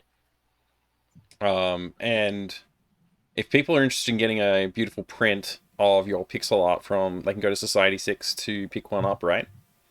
Yes, yeah, I do have two online kind of merch stores. Society 6 is the one I started first. Okay. It has a ton of stuff on it, ton of different kinds of products and stuff that you can kind of it's all like made to order and stuff. It's not like warehoused or anything. So it's on demand. And yeah, there are t-shirts, there are mugs, there are like there's even like a cupboard, like you can actually get a cupboard that's got the faces looking like the cupboards in the game. And yeah, there's like countless things on that one. I also have a new merch site that's called Fourth Wall, which is really nice because they actually have embroidered products. You can get embroidered baseball caps. Oh, You can wow. get yeah, and that's another So if you click on that Fourth Wall one, yeah, so you can see you can get an embroidered patch. There's like that Sideways Nancy that's embroidered. It actually took a little bit of like visual trickery. I like Sideways Nancy is I think it's funny. Yeah. But the thing is there's some visual trickery there because the maximum number of embroidery color threads is 6 on these items, and the colors are like very limited. But using visual trickery, I was able to kind of make it look like the one that's on screen, but with very much, even like that whole idea of working with limitations to produce that effect. Yeah. And I think I was able to do that. So, something like her belt is usually brown. It's brown in the game, but on that embroidered sideways cap, it's dark red like her hair. Yeah. But it's kind of hard to tell. It works, yeah. It does work, yeah. So that's an example of I have fun. Yeah, you can't really tell that I eliminated the brown color from it in that way.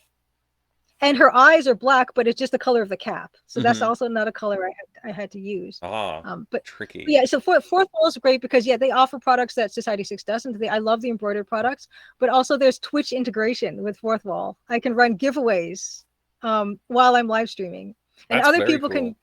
other people can do giveaways too if they want. While I'm streaming, they could be like pick a number, and then the bot whatever does the number and pick someone out, and then after someone wins, they get an email or whatever, some message about how to redeem that. And also, what I love about Fourth Wall is I can also send like personalized thank yous, like video, like from my phone. I can on the Fourth Wall app, I can say, "Oh, thank you so much for supporting me" and stuff like that. Which I had is no super. idea you could do that. That's awesome.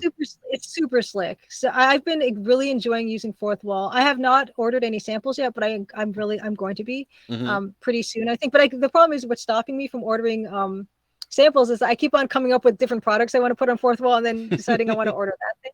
Yeah, it looks like there's a lot of great products here. Yeah. Yeah. So there's a bucket shirt. There's a bunch of other stuff. I will eventually get around to ordering stuff. Another thing is if you join Fourth Wall on your own, you start with like a $50 sample credit, which means like you can order your own samples with a $50 credit. And of course, I don't know. There's probably like a referral link. Like I could probably give someone a referral link if they wanted. I get like more to my sample credit or some store credit or something. So yeah, they've set up really well, and I've been hearing really good things. And I've seen pictures of products that people have either won or bought themselves, and they look really good. Wow, I did not know that they offered so much on Fourth Wall. That's really interesting. Yeah. Hang on, I'm just gonna do this. briefly. There you go. Get that Twitter. Go drop a follow in Twitter, and I guess there's also, don't forget, I've been shouting out, the bot's been shouting out Julia as well for A Maple Oh, Mystery on nice. Twitch, so make sure you drop a follow if you haven't already. What else do we need to talk about, Julia? What else Well, would yeah, you like to talk about? speaking of Twitch, yeah, I stream on Tuesdays at 8 p.m.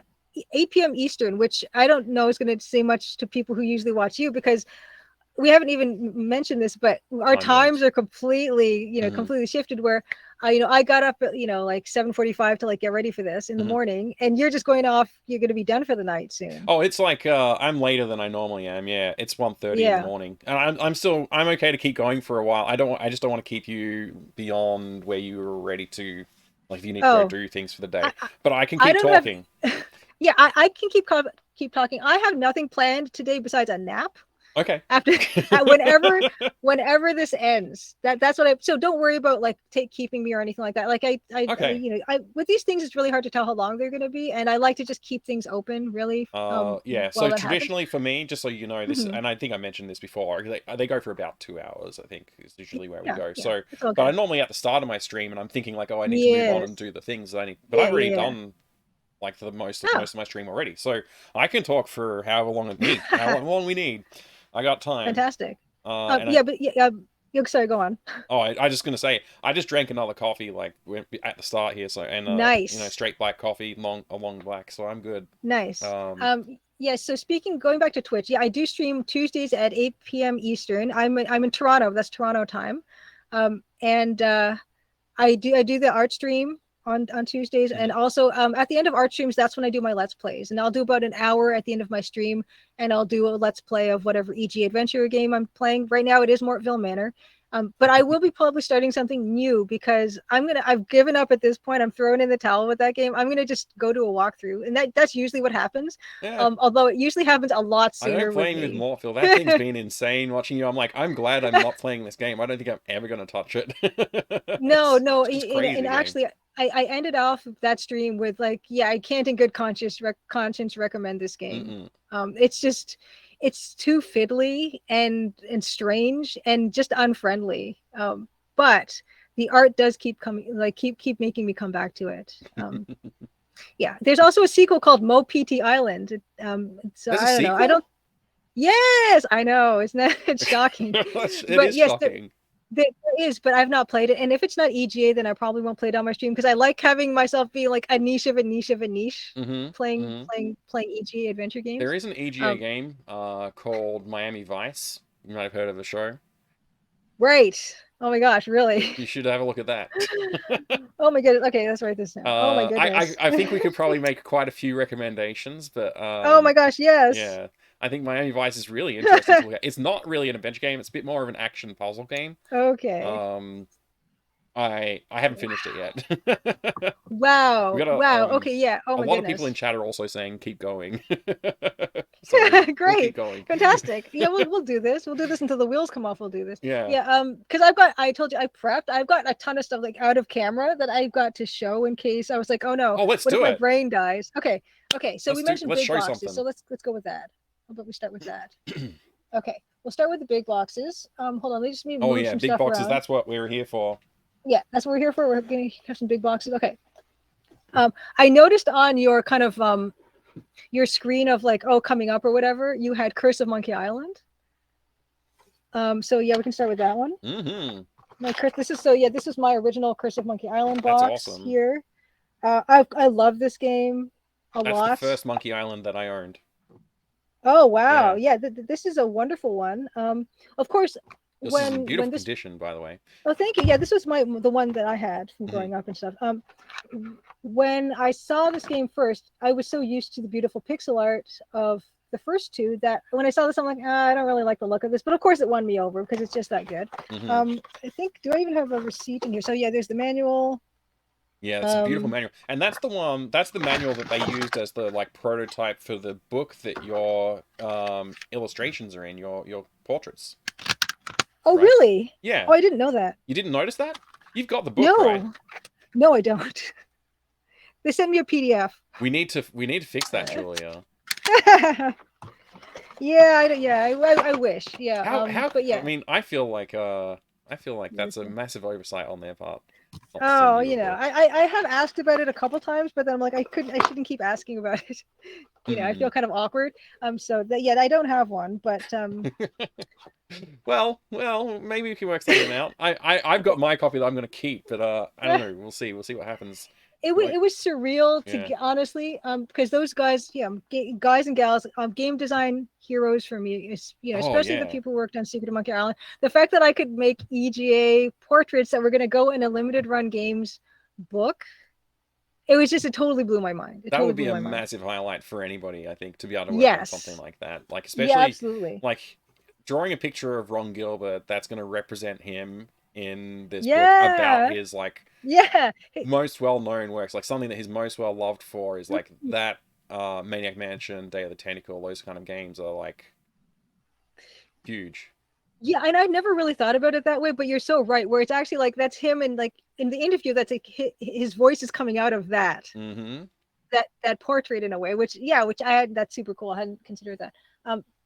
Of course, we have to go with Colonel's Bequest, Of course. right? Beautiful Naturally, game. this game. So this one in particular. So you'll see there's a signature there. I do see the signature. The do you want me to turn off the signature. key? It's No, okay. it's fine. It's fine. Don't worry about it. Yeah. So this is Douglas Herring's signature. Douglas Herring did basically most of the art for the Colonel's Bequest. Mm-hmm. I'm a huge fan. I have a character in my game that I called I was going to ask Doug about this. Bow. Yes, Yeah. Douglas Bow. Doug Bow is as a canonical character in the Crimson Diamond. He's the fisherman that finds the diamond in the river that kicks it all off. Mm-hmm. Of course, Douglas Bow, and he finds a herring in the lake. By the way, it's a lake herring. Oh, Douglas okay. Herring, and of course, Bow is the name Laura Bow's last name. Yep. And I kind of combined them to be Doug Bow. Doug Bow is the fisherman, so he lives in my game. And yeah, I did get to meet Doug Herring at during PAX West a few years back, and that's amazing. He actually said to me that look, because these games, it's funny because the people who made these games, they don't live these games every day like you or I do. Yeah. These are things that they did like 30 years ago, plus years ago, and they don't think about them anymore. Mm-hmm. And he said when he saw the art for the Crimson Diamond, because I did bring also the demo to this party and people could take a look at it and play it. When he saw the art, he said he couldn't remember if he'd done that art or not. Oh wow. Which I can't think of like a higher compliment really to receive. And it was so special that I got to meet him because I mean he was one of the reasons why the Colonel's Bequest exists.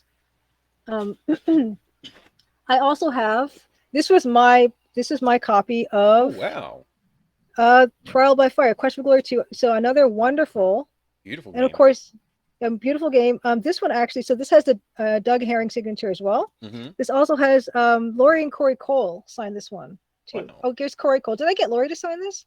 Well, there's Corey Cole's signature here. Oh yeah, I can see it now. Yep. And it's even dated. Oh, that's very good. Yeah, 2019. Yeah, 2019. Yeah, and actually, I think I think of Laurie. Oh yeah, Laurie's down here. So Laurie is in the corner here in the silver. Yep. Yeah. And amazing. Of course, Laurie and Corey Cole, huge inspirations. And yes, Laurie Cole being like, she's a woman game designer like Roberta Williams and like Christy Marks, Jane Jensen. Like Sierra was really cool about having they're literally having, like they put them on the box, right? And so you felt like you knew them, or you felt like you could identify them, or they were like rock stars to us. And so that was, of course, that's another like super valuable one for me, just the meaningfulness of the signatures, and also just that style of game is exactly the kind of style that I'm working on. Mm-hmm. I also have, this is my copy of King's Quest V. This cover, I think this has a name. I can't remember what people call this cover. Oh, I don't know if I don't have all of the King's Quests yet. I haven't started collecting them. This one is a big thick one, and it's got a really weird cover where your whole family is gonna get drawn into Daventry. I love the look of that. It is very cool. I love this. I got this. This is this is from my childhood. This is kind of really special because also same as Trial by Fire. These Mhm. were games we would get big box games at Christmas. We'd get like one or maybe probably one or two big box games at Christmas. That's And then awesome. the rest of the time your dad's bootlegging them from the office when he's copying the manual on the photocopy at work. Um, but it was really special always to Mhm. get the actual legitimate copies and stuff. And so this one was super That is very meaningful. special, yeah. I For mean, that reason. that's why I started collecting, Julia, is because I didn't get the big boxes when I was a kid. I just got the cover Yeah. discs from the magazine or maybe a shareware CD off the rack. That's basically all I ever got. I got a handful of games over the years, but like hardly Yeah. any. Yeah. Yeah, everyone has kind of a story like that about, why they started collecting. A lot of people have the same sad story where either them or their parents, they decided that they're gonna maybe Oh, cut the box up so they only have the front picture yeah. for it and because to save space. That's a very common Um, story. yes, a lot of people have that story. Okay, I was not just into adventure games growing up. My second favorite genre was RPGs. Hmm. And specifically, actually, I'll show you my favorite one. Probably the one I played the most is this one. So Oh, this is a wow. Wizardry trilogy collection, but specifically not Bane of the Cosmic Forge, Crusaders of the Dark Savant. Crusaders of the Dark Savant was my favorite, Hmm. absolute favorite game. I played it to death. Wow. I think I even finished it, which is extremely rare for me for an RPG. But this is the only way I could get like an actual copy of it. I do remember it being an individual box on a shelf, but I never ended up getting it at that time. I Uh-huh. got it later. And so this is the one. It has Wizardry 5, 6, and 7, which is kind of nice because Wizardry 6 is an EGA game. Bane of the Cosmic Forge is Oh, nice. EGA. And I played it a bit, but I really probably should play it more. Yeah. Maybe you But should what's add great? that to your stream schedule. Oh my gosh. Yeah, what's scary is that RPGs are just because good thing about adventure games is usually the older ones are pretty short. You can kind of get through them. Our RPGs are another thing entirely. Hmm. But what I love especially about these Surtech games, as a connection to current time, is that Brenda Romero Hmm. worked on these. She She worked on did, ever since yeah. like the first ones, I think. And she, her name is in the credits of this. And just having that connection through Dan of like this wonderful designer who has just been around for ages, Hmm. and me just loving a game that she worked on and having that, like I do will eventually want her to sign this. I think for me, I have Yeah. not met her before. I'm sure that'll happen. That's I don't, amazing. yeah, I hope so. Yeah. Actually, I've met Dan a couple times, the musician Dan. We went to PAX East, so I got to meet up with Dan. Dan's in New York, so I don't see him or anything like that Right. usually, except on stream. But Dan came to Toronto last summer with Sean Paul because he's a touring member of Sean Paul's band. He's been doing that for the past 10 years. And finally, like after like, with COVID stuff, like they finally did start touring again. Uh-huh. And I got to go see Sean Paul because of Dan. Dan got me the tickets and Dan got me backstage. I got What to a meet Sean legend. Paul. And Hmm. it's incredible because I've been a fan of Sean Paul's for ages before I even knew Dan. And so that was a really cool connection to make That too. is That was awesome. like really Yeah. super special. Um, but yeah, I also got Wizardry 8, which is Wow. also a just fantastic Nice. game. And actually, I guess this is a 3D game, but I did like it because I mean it's really good 3D. I think the Wizardry series is something I've become more inclined to start collecting in the last year, I think. Mm. So I've seen a few people streaming Wizardry games and stuff like that, and I never played any of the Wizardry games growing up, so Oh, it's like they're another so gap. I good. have like these two huge gaps. Is the Ultima series and the Wizardry series, and Yes, me I got too. Ultima. I actually yeah. I even like went so far as to install Ultima, the like special Ultima 7 on my with Exalt with all like Mm-hmm. the add-ons and stuff. I got it all set up and then I just didn't end up playing it. Oh man. Yeah, Ultima is a huge gap for me because actually at that time I was deciding, okay, I want to play an RPG. And I did a bunch of research about Mm-hmm. what RPG I wanted to play and like the style of RPG I wanted to play. And it was honestly it was a dead heat between Wizardry 7 and Ultima 6, I think, were the two I was trying to decide between. And I went with the Wizardry. And so I went down the Wizardry path and I have missed Ultima almost completely. Yeah. Wow.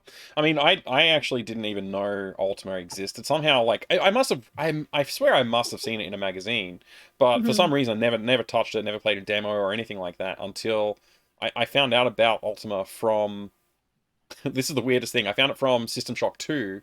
In System Shock 2, there's a mini game inside it called Overworld Zero. Okay. and it's basically like an Ultima 1, sort of like a really cut back Ultima 1 style, like overworld view. Really? Oh my And you bump goodness. into the monsters and to kill them and stuff. It's very simplified idea Yeah, of yeah. like Ultima, but I was like, that must be based on something. I'm gonna go look that up, and I finally like figured out like, oh, there's this whole series called Ultima that I just somehow ignored my Yeah. entire life. Yeah. It was weird. It was weird to find out there's this amazing series that I would have probably loved, and I Yes. Oh, I hadn't know. touched it. So, yeah. Well, I will say that the reason that what tipped the scales for me between Wizardry series and Ultima Mm-hmm. was I wanted to create my own characters. Mm-hmm. And you don't really do that in like I don't know if I don't think you do that in Ultima too much. Like you have Oh. like Iolo, Shimino, Dupre in Ultima, but Mm. Wizardry, like you could just create anything, right? Any kind of character, and you could make a ninja or a samurai or a monk or like, and they could be cat people or lizard Yeah. people. I really like that part of it, and actually being able to field like a 6-member team. I like that too. Yeah, there's a lot of like I made lists and stuff. I was that kid. I mean, look, I made a Morphil Manor spreadsheet. Nothing has changed. Nothing's changed. It's been No. yeah. Okay. No, list. Okay, but yeah, here's another one. This is Wizards and Ooh. Warriors. And the reason I got this is because it's a D.W. Bradley game. And D.W. Bradley was one of the people who was the main creative force behind the Wizardry games. Mm-hmm. And actually, I don't even think I ended up playing this very much. But it's the one with the pewter, the little metal figure guy. Oh, that's awesome. And that's the collector's edition there, yeah. Yes. I have a little DVD box copy of that game. I don't have a collector's edition of it. I need to find one. Let me see here. I'll show you what's in here. So these ones, yeah, I mean, here are the little, you get two. You get those little guys. That's awesome. Right. And then you get, you get the game and you get the manual here, all this. This is actually in fantastic shape because I don't even think I ended up playing this very much. You'll have to remedy that sometime too then, huh? Oh my gosh. Yeah, I mean, all these things. Oh, there's a map. Yeah, these are all like super crisp, beautiful. It's like I haven't even opened this. You get a map of the Gale Surrey. Oh, nice. Very nice. Yeah. I love and maps it also in video games. has It's one of my favorite things. Oh my gosh, so much. Me too. There's also you can win a mounted replica of 16th century suit of armor. I don't know if that's still going on, but good luck. Like a full-size suit of armor. Yeah. Just... sorry. Contest ended in 2000, so we're a little late for that. Yeah, a little late. And also, like, there's a mini Brady Games strategy book. Oh, nice. Yeah. Oh, that's great. Yeah. That's what you need in your game collection is stuff like that. That's the kind of stuff that you can appreciate a lot. Yep. Actually says, yeah, creator of Wizardry 5, 6, and 7. Mm-hmm. That's the stuff. So there's that. Can we look up who won the contest? I'm not going to because I'll get lost looking it up. But if somebody wants to post a link in the chat if they find it, feel free and I'll open it up. This is another one. So this is we're going back a bit, kind of in time. Don't fall. Okay. Back in time. That's where we like to go. I'm back in time. Lost Treasures of Infocom. Oh, nice. That's awesome. Is that the one with all the feelies in it? This one, I don't know if it has all the feelies. I don't actually know. It doesn't. It actually has mostly. It has two gigantic. I don't have one of the manuals down here, but it's up on my bookshelf. It's got two gigantic printed books like this. That's awesome. So there's two of these. One of them is like the hint book. That's this one, and the other one is like basically like story stuff, which was really. We're talking about the Lost Treasures of Infocom. Just in case I put an audio version of this out at some point. Here are the discs. Yeah. And what's really great about this one, you mentioned maps. It's got it's got these maps all printed out separately. So you've got. Oh, that looks familiar. This is Lurking Horror. Oh, that's Lurking Horror. Nice. Yeah. Yeah. There's also there's like, look at all these. There's like so many of these. Oh, that's cool. In here. Yeah. Yeah, I've got the folio of Hitchhiker's Guide and Zork 1 and 2. I don't remember if I got another one from them or not. But yeah, those are really cool. I love the maps and stuff like that came with that. Yes, it's a wonderful collection. And of course, me being, someone who's making a text parser game, these text parser games are very meaningful. Yeah, yeah, absolutely. What a good collection. What a great collection. And oh, sorry, go on. I was going to say, we had a couple of people in chat just making some comments. I don't know if they're Hmm. necessarily questions, but will Crimson Diamond have a physical guidebook or something like Oh that? boy. Well, it's funny because I actually there is an if you go to the Steam page, you can download the manual. There's a PDF manual that I did make because in Oh, deference to I don't that know if whole I saw tradition. that. Yeah. There is one, but it's probably really out of date now. But there is one, like even for like the movement keys of like, oh, you can press this, and I even made like my own little like key button things to say, okay, this is how you work the game. Because I looked at those old manuals and I kind of I love it. reproduced that. I'm trying to see if I can But yeah, find the download. Is on the linked to on the page? yeah, on the Steam store page, there's like a download to a manual or something. View the manual. I found it. But like it is old. It is old. But I'm opening it I now. do Oh want. wow, this is great. It reminds me of those classic manuals you see for some games. Yeah, I mean, I would like it to be black and white, probably primarily. But yeah, it's super old. But yeah, you can flip through it for sure. I'm most proud of like the really the very mundane like table of contents and I the have to control ask, do scheme and you everything. illustrated this as well? Every single image? It's all you? Yeah, like these keys, I made these keys and That's everything, awesome. like in They look Adobe great. Illustrator. You did a good Thank job. you. I love Yeah, and drawing just that kind that. of stuff. Yeah, I like kind of making something that kind of looks kind of like what they used to look like, right? That's part of the fun. Yeah, this And feels authentic. Yeah. Like I period, you know. I would love to, yeah, make I Love don't this. I've got some possible connections for big box editions. Um but I'm not sure how if I'll actually carry through with it, but Hmm. yeah, I would love to like do like a printed manual with like a cardstock cover and like little fun feelies. I even have ideas like I'd love to do like a custom tea blend for the Crimson Diamond where it's got like maple A flavor in it or tea something for blend? Nancy I Maple. mean, I'm Yeah, there. I love drinking or like tea. a custom candle that smells like evergreen trees and Oh balsam my and stuff like gosh. that. Like super cozy stuff, right? Or I would love to see a big box edition. And like I said, I will make my own if I have to. Like the game will have a big box one way or another. I will make it if I have to too. Yeah. Hmm. There's also like I want to make like a little cross stitch kit. I haven't even showed the cross stitches yet. Actually, yeah, the cross Um, stitches. We'll get back to talking about the game a little bit more yeah. depth and like your process on that as well in a bit. We have some questions that have been prompted on in the chat. I've been trying to find the right moment to interject with them, but we'll Sure. come back to it. The manual's really beautifully laid out. I just want to comment on that because I'm scrolling through Oh, at the thank moment you. and looking at the portraits. These character That's portraits are from great. You start with a my college whole graphic design thing, right? Just Yeah, exactly. Do you start with a person's photograph when you do these illustrations, like the character portraits, or are they wholesale just created in pixel art? they are no. I look. I think for most of them, I did look at photographs. Hmm. Some of them I didn't. Like for Nancy, I don't think I looked at anybody. Maybe I did. It's been so long, I can't remember with her. But some of them I do remember distinctly not, and other ones distinctly having Hmm. done so. Yeah. It's kind of a blend, I guess. Hmm. This is a really beautiful manual. I'm just like, well, I'm letting it scroll through slowly, and I'm just like seeing Oh, your good. layouts and all that. It's like Yeah, the maps and stuff. Map is you've very given key. people more than Sierra would have in their Oh, default manual, I think. thank you.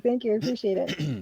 But like I said, it's kind of like really it hasn't been updated in years, and that's something I will have to get back to at Yeah. some point. But yeah, I can I guess mention about the cross stitching. I mentioned I would love to do like little cross stitching kits Hmm. because that's another kind of hobby that I have.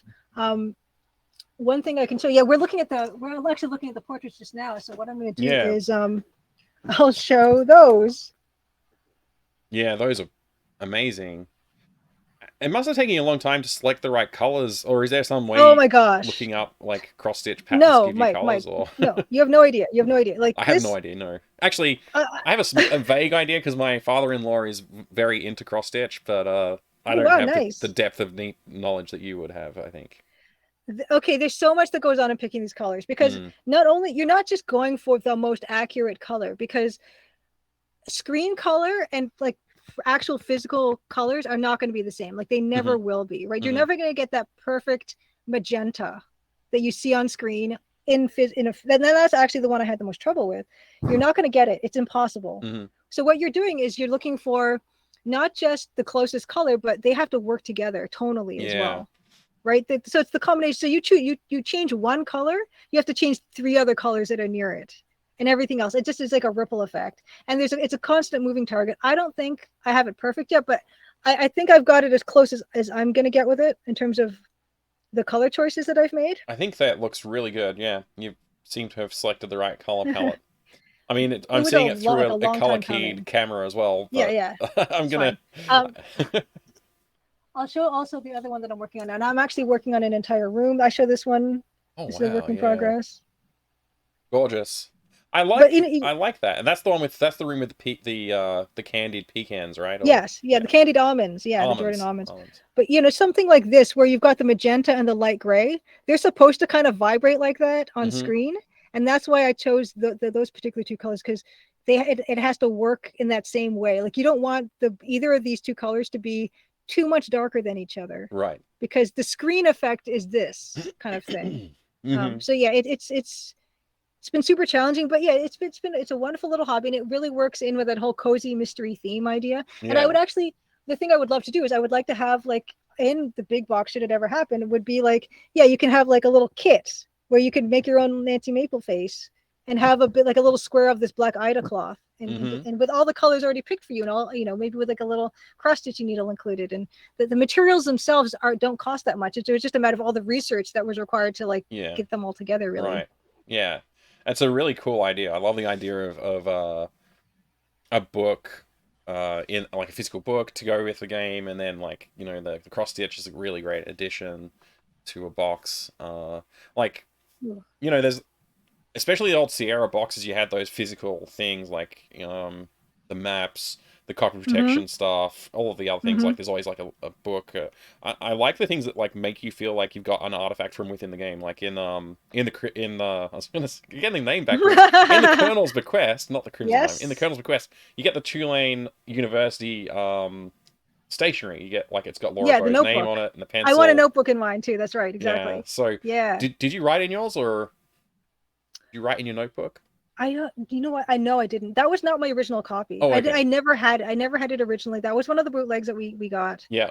So no, yeah, that unfortunately wasn't. But I will say, oh my gosh, I met the Adventure Game Geek. I don't know if you know Adventure Game Geek, but yeah, he does all these YouTube videos of adventure games. And I met him at one of the PAXs. I don't remember which one right now, but he showed me, he brought his copy of the Colonel's Bequest. He had the notebook, he had the pencil. The pencil's tricky because not a lot of them come with pencils. Yeah. And he wanted me to sign his notebook, his Colonel's Bequest notebook. I'm like, are you sure you want me to do this? Because it was pristine. It had the pencil, the notebook, everything. And he did. And so I signed his Colonel's Bequest notebook with the Colonel's Bequest pencil. I was like, wow, that is really, it's like somehow strangely meaningful, Yeah, yeah, I can imagine. That. This speaking of like pixel art, so this is another like mini one that I did. This one is actually something you can see in the game. In one of the bedrooms, really? I put this in. Yeah. And then but it's simplified. Is it Dido? Is that right? Yes, this is Dido, the tuxedo cat. Yeah. And actually, so Dido lives on in many. She's no longer with us, but she lives on in watercolor forms as well. I love this. This is really good. Yeah. So that's some gold there. These are like Happy New Year's and Happy Birthday to my mom. Year of the Tiger. This was Year of the Rabbit. This is this Year of the Rabbit. Oh, cool. And so yeah, Dido is in the game. So the pixel, it's not as high resolution as this. It's actually, I had to like really make it a lot lower to fit in the game. But there's that. And I also wanted to show that because I wanted to show one other example of wonderful pixel art. And this is going to take some doing, but oh boy. Oh wow. Oh my gosh. I did not make this. My mom made this. So this is a pixel art quilt of that pixel art cross stitch I designed that is in the game. Wow. And okay, yeah. Dido, sorry, gonna turn you around. Okay, and I have one more thing to show. Wow. That's a lovely piece. Thank you. Yeah, my mom, she's been quilting for many years, and yeah, she's wonderful. And she did that, and she also did this. And this I put this in the background a lot of times for my streams. Speaking of pixel art. Yes, I have seen this one. That's amazing too. It must be awesome to have your parents be so supportive and like getting excited about it, making this with you. And... I'm really, really, really fortunate. They've always been very supportive of me and just kind of let me do my thing, you know. Yeah, really, really lucky to have that. Okay. Yeah, really beautiful pieces there. So are you ready to get back to talking nuts and bolts about games and design and stuff like that? Okay, yes, but first let me show three more Okay, yeah, boxes. we can go through a couple more boxes. Let's Three do it. more boxes. That's all the boxes I have. Okay. So these ones are For going even now. further back. All the boxes you have for now, right? Yeah, well, I don't actually have too much collection, to be honest with you. But yeah, I mean, one of going back to like one of my first computers that I ever used. Was one of them was a ironically named Compaq, which was like a 30-pound suitcase type of computer with like a I little know the screen. type. Was it You know the type? amber screen? It was green. Oh, it was It was green. Okay, Yeah, yeah. I believe. Now, so my dad would sometimes bring that home from work to work on, Uh-huh. and there would, you know, of course, naturally had games. King's Quest One. That's where I first, I think, saw King's Quest One, and it kind of blew me away. As that style, I'd never seen that style either of game, because most of the games were like these arcade things that I was just never good at, never did get better at them. But King's Quest was a completely different thing. You could explore this world, and it kind of blew my mind. But we also got a Commodore VIC-20. Ooh. And I have a few of those to show. There is, I think this one is pretty common. This is Congo Bongo. Oh man, that looks great. What a cool cover art that has. I don't know Ridiculous. if I've ever seen that cover art before. That's really good. Okay, so that's Congo Yeah. Bongo. I only have 3 of these but I do want to show them. This is one from Broderbund. Broderbund has been in the game for quite some time. We have Master Type. Oh man. Master Type. That's an amazing cover art too. Why is this. that they have these amazing cover arts back then? It's amazing. Let's take a look. Can I So even creative. open this? Let's take a look. Bill Kuhn wants to know if you had a Compaq Portable 1. Do you remember the model? I do not remember the model. It was just like it was a loan from work. Oh, there it is. Yeah. You've gone out of focus a little bit there, but yeah, hopefully we can get that back. There we go. Oh, nice. Nice cartridge. It's like beautiful, like it's perfect, right? It's in perfect condition. Yeah. And then I have one more of these to show. But yeah, I mean, with the VIC-20, yeah, my dad was always like big into computers, and it was really fortunate because my sister and I, we were with some of the first kids in school that were word processing our homework and stuff, our essays and things, and using print shop to make little cover pages for them and stuff. I loved when we finally got a printer at home too, because like I could finally not have to handwrite everything. I hated handwriting. Yeah. So yeah. I really benefited. So I might not have like really gone into a lot of computer science stuff early on, but I was I had computers around me from a very early age, and that does help me with that comfort level and familiarity. And my mom is kind of like the one who's more interested in like Columbo and Agatha Christie and Sherlock Holmes, and it's kind of nice because both sides almost kind of come together in one thing to enjoy. That's the really mystery endearing. side. I love it. Yeah. And the game stuff. And so this is the last one I want to show. The Double Ender, Zonox Double Ender. It's got motocross and it's got this Tarzan game. Oh, it's Tarzan. I was trying to work out what the second game was. Yeah. Yeah, it's called Tomark the Barbarian. Oh, Tomark the Barbarian, huh? I haven't heard of it, but it sounds great. Is it good? Look how good. I don't think we ever got very far in these games. But there's the back, and it's a double enders. That's awesome. Yeah.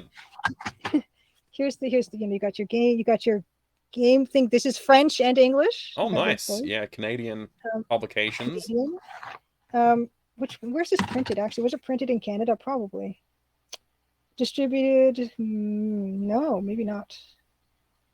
Anyway, here's your double ender. It's got you've got your. Just actually two ends, 2 different cartridges. Just plug it in. Yes. Oh, that's great. What do you mean just? This is amazing. This is a marvel. Maybe my choice of words are poor. Yeah. So you decide which one you want to play. You plug that end in. Yeah, that's awesome. For the price of one. I love it. What more could you want? Yeah. I didn't have access to that. So my first computer was a Amstrad CPC 464, which is a tape cassette data set. We had the tape. We also got the cassette reader for their VIC-20 as well. That's cool. That's somewhere around.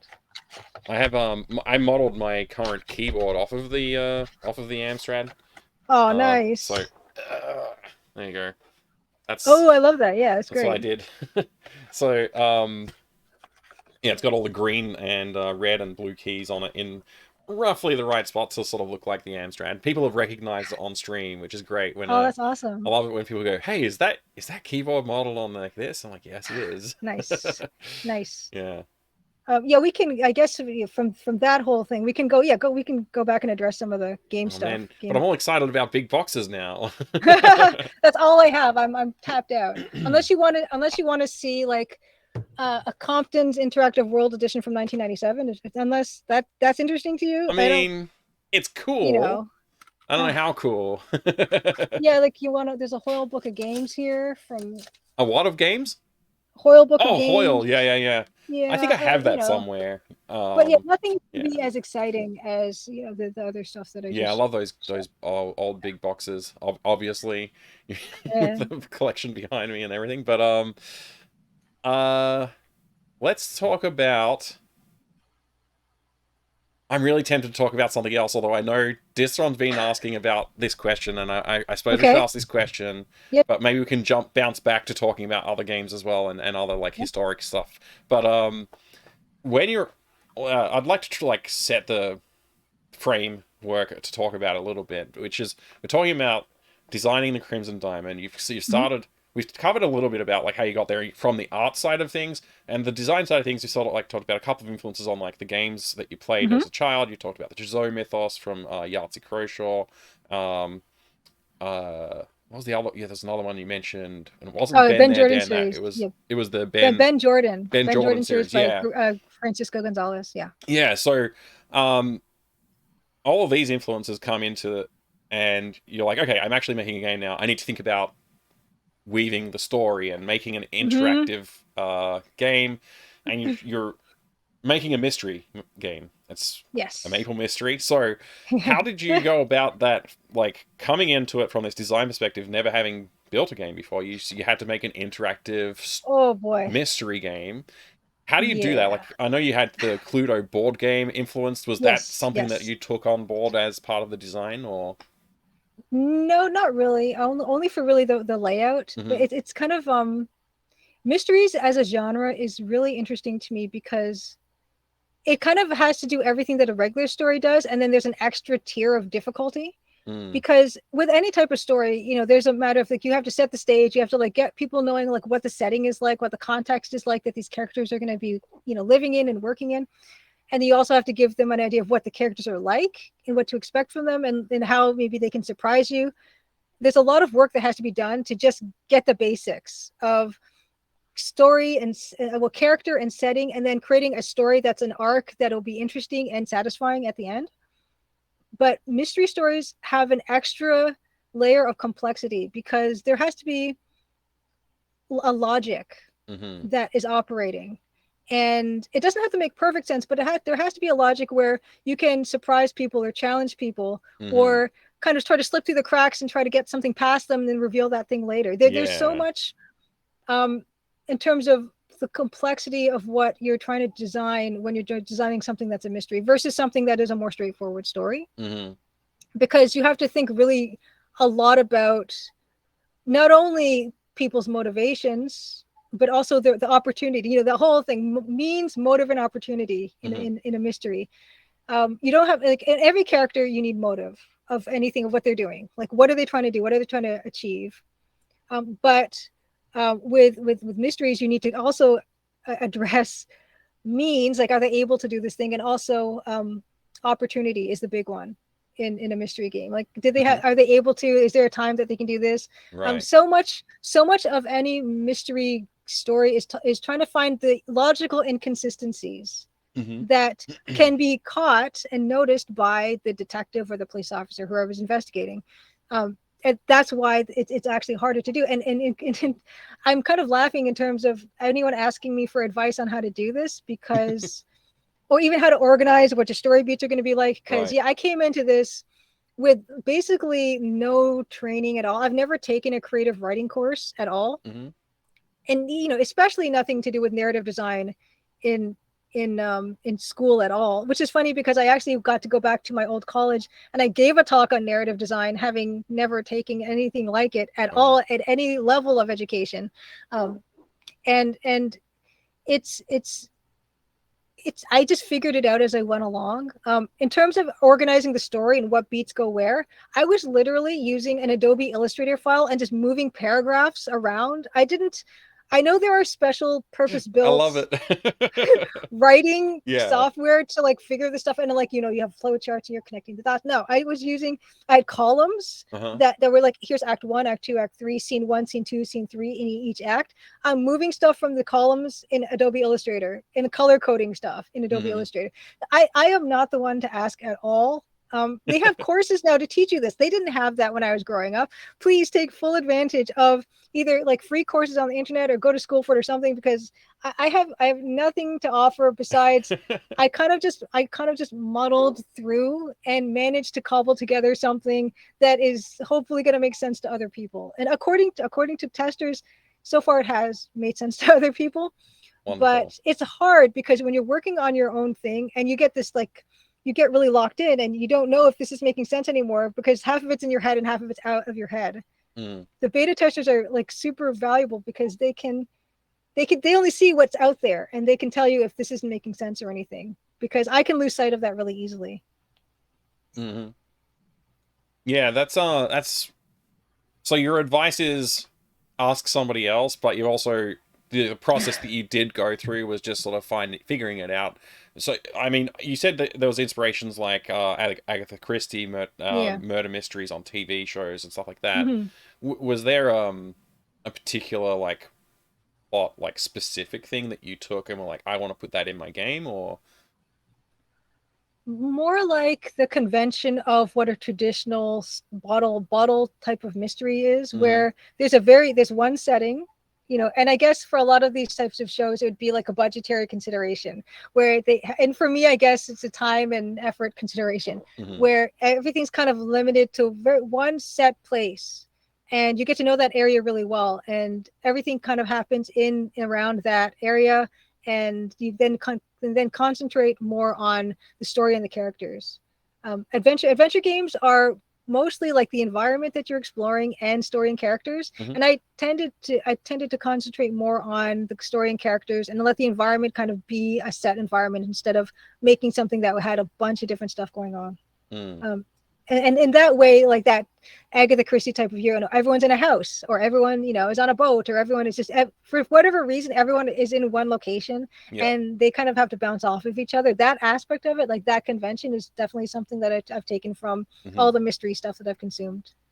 Yeah. Have you played Mystery House? No, I think I've seen some playthroughs of it. Yeah.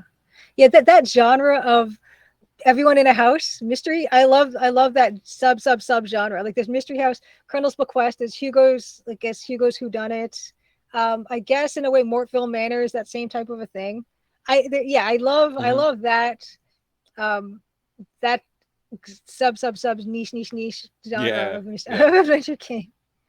It was the first mystery. That was the first graphic adventure that I played. And I didn't. I talked about this in the video I posted on Monday.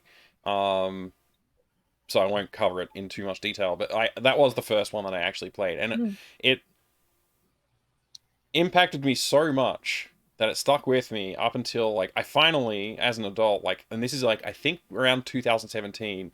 I could probably look up the exact date, but I posted an image. I drew something from memory of it Oh, and nice. said, I remember this game. I don't remember what it's called. And didn't take long. A bunch of people posted like, oh, that's Mystery House. I was like, what? Okay, I'll look Oh up my Mystery House. gosh. I'm like, oh, that's the first game that Sierra made. Oh, like Mhm. it's the first graphic adventure they made. It's like known as one of the first graphic adventures of all time. It's like this game stuck with me so much throughout all my life, and I That's was like, amazing. oh, that's what it is. Okay, so That's I amazing. finally replayed it a couple of years ago, and for me, there was just like this, really deep sense of nostalgia playing through it, and like finally reconnecting with this thing that had Hmm. stuck in my mind for so long. So that was a really encouraging time for me to like, oh, like I never really thought of myself as an adventure gamer growing up. I was like, FPSs, Right. RPGs, action games. Come on, look at me, all that. And I always wanted to play the adventure games. So I was a little bit intimidated, especially by the Sierra ones, Hmm. because people said they were Hmm. so difficult and you die all the time and Hmm. all that. So coming back to it, like over the last, I guess, nearly 3 years now, 2.5 years or so, um, it's been really encouraging, like that kind of connection for me. Anyway, that's just a story about me. I Well, just yeah, no, no, no, relating. no. So the thing is, with I like to hear that part of it. Like, and I like to hear, your part of the story too, because I love the fact that yeah, you were more attracted to like these like the fast moving types of games like Hmm. shoot run run. But there's something about Mystery House. It's so quiet. It's so static, Oh, but it is. it hooks into you like somehow, right? And Yeah. it got burrowed deep inside. And I think it must have been a wonderful experience to revisit it, because I'm sure there were times when it's a little electric, like this connection is like electric in your brain where you're like, there's something that is locked back way back there that Hmm. you were like, oh, this does feel familiar. Hmm. I'm supposing there's a feel or a look like just visually you were able to recreate something. That's the impression that it made on you. Yeah, well, um particularly like when I loaded up the game and played it on stream and I got to that scene, I can bring up the image. Like I'll try and do Nice. that while I'm talking. But particularly that moment when um I came into that room and it was like almost like felt like revisiting a childhood home or something like Yes, that. exactly. Yes, Yeah, it was just yes. totally one of those mind-blowing moments for That's really me. powerful. And Yeah, I've had a few of absolutely. those on the stream of like these Yeah. finally finishing games that my parents, like one of the few big box Mm-hmm. games my parents did give me, finally finishing it and having never actually finished it as a child and things like that. Oh Um, my goodness. Yeah, the catharsis must have been like yeah, incredible. yeah. So I'll bring this up now. Yeah, yeah. Whoops, that's somehow I've pasted your. How did this happen? what? What? What is going on here? Hang on a second. Let me just refresh this page. For some reason, I think I must have accidentally pasted instead of copy. There we go. There you go. So this is the drawing that I drew. It will take a moment to come up Yeah, for a little you, moment. Yeah. but you can see, Wow. Oh my gosh. yeah. Yeah. So I drew the one at the top, like it looked something like this, and like to the layout of the room is almost correct, and the idea of the dagger flying into the mattress and all this, it's That's like, amazing. yeah. That's amazing. Yeah. I was like completely blown away when this actually came about. I was like, oh, okay, yeah. So this is the game, and like looking at it now, I'm still pretty happy with like my because this is a childhood memory. I was in school, probably grade one, so I would have been like 7 or 8 Yes. years old when I played Yeah, this. yeah. Yeah. Did you remember it was from Mystery House when you recreated No, it? Okay, that's why I yeah. Yeah, drew that exactly. picture Yeah. because I was Yeah. like, I don't remember this game. I have this vivid memory of playing it. This is the Yes. scene that stood out the most to me was this one. There's a couple other scenes. I remember there's a secret passage behind a cupboard in the kitchen, and there was like a dead body somewhere. And I remembered a few details, but like this one was the most vivid image in my mind. That's incredible. Absolutely. Yeah, it Yeah. was like really an important moment for me to be able to play through this part of the game. When I got up to that part of the game Yeah. in the stream, I was like, I had to pause for a minute to appreciate the moment. Yeah. Like it was hit with that wave of nostalgia. So Yes. yeah, it was something special. Um, Oh, that's wonderful. I keep pressing the wrong Mm. buttons on my switcher. No, um, that's wonderful.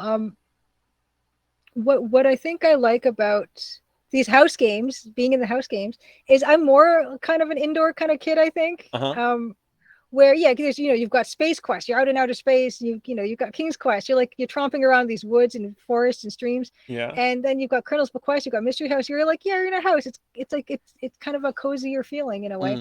Mm. And also I think generally, like there's a kitchen in a house and there's a living room in a house and there's a bedroom in a house and there's like a comforting even expectation of a setup of what that is. There's a bathroom and oh, what can we do in the bathroom and all Hmm. these things.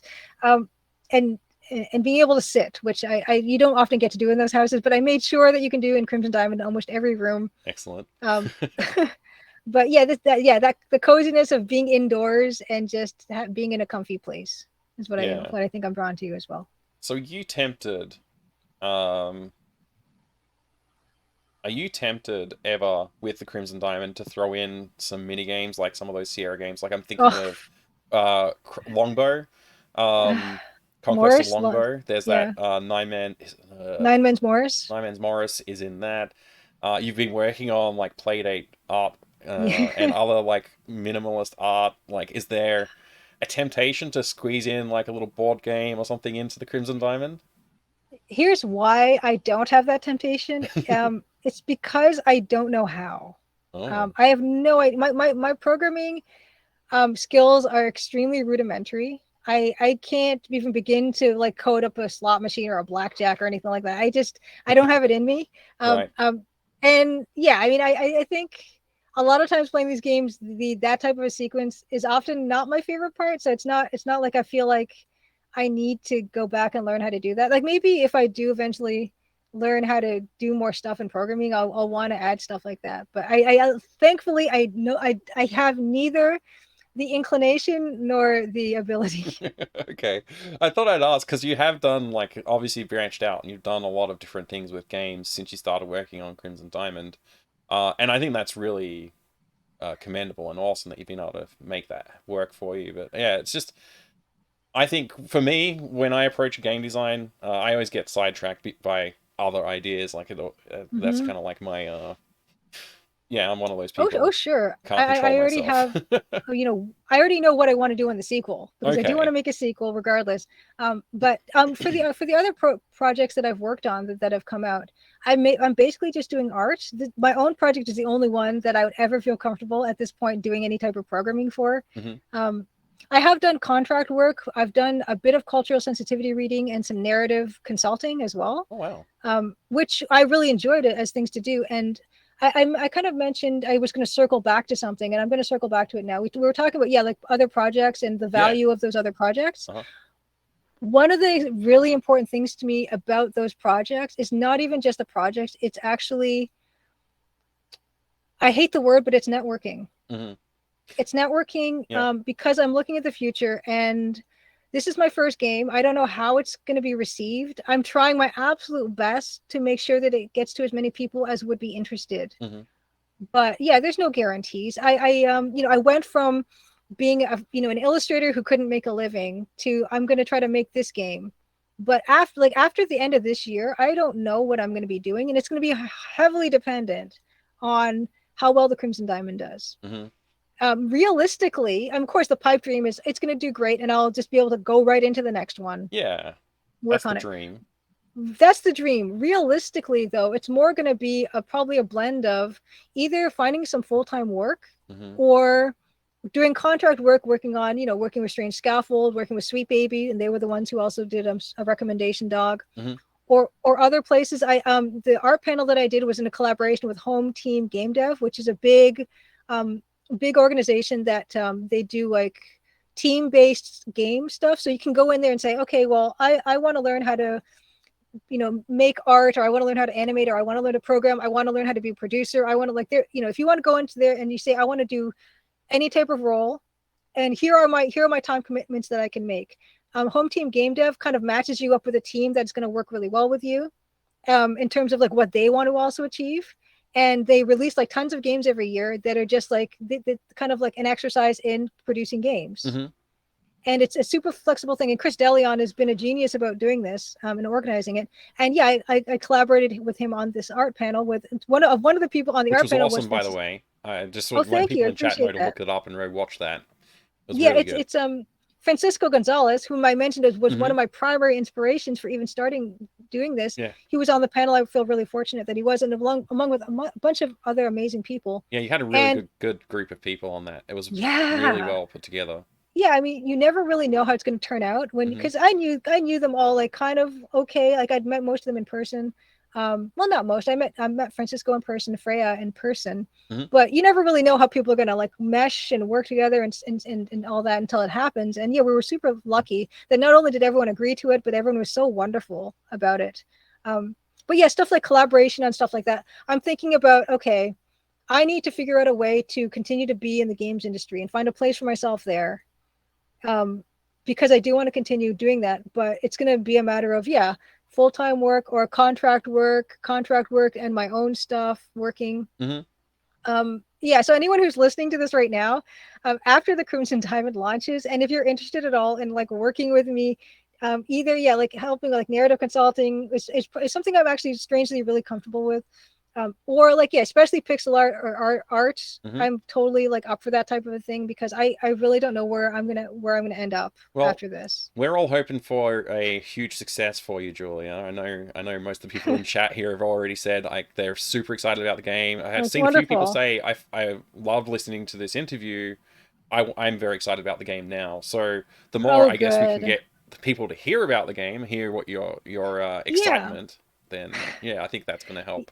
Yeah, I'm afraid I haven't really been following like the chat too much, unfortunately, because I'm like No, really no, trying to that's make sure okay. that we get a good conversation. But yeah, I mean, on like yeah, when I mentioned like really working to make sure that I try to get the word out, this is all of course this is a part of it, right? This Hmm. I started, streaming on Twitch at Dan's suggestion, and then we started, meeting other Twitch streamers, and of course you were one of them. Hmm. And it's just like it's almost like it's as important as making the game itself. It's a huge job. It's a huge time commitment for sure. And yeah, I mean, I probably could have the game done already if I didn't do anything else but work on the game. Yeah, But but it's not that where's the fun simple. in that? And then you're not making those connections, which is super important. Like relationships, Yeah. honestly, Yes. like building those connections, getting those relationships is huge.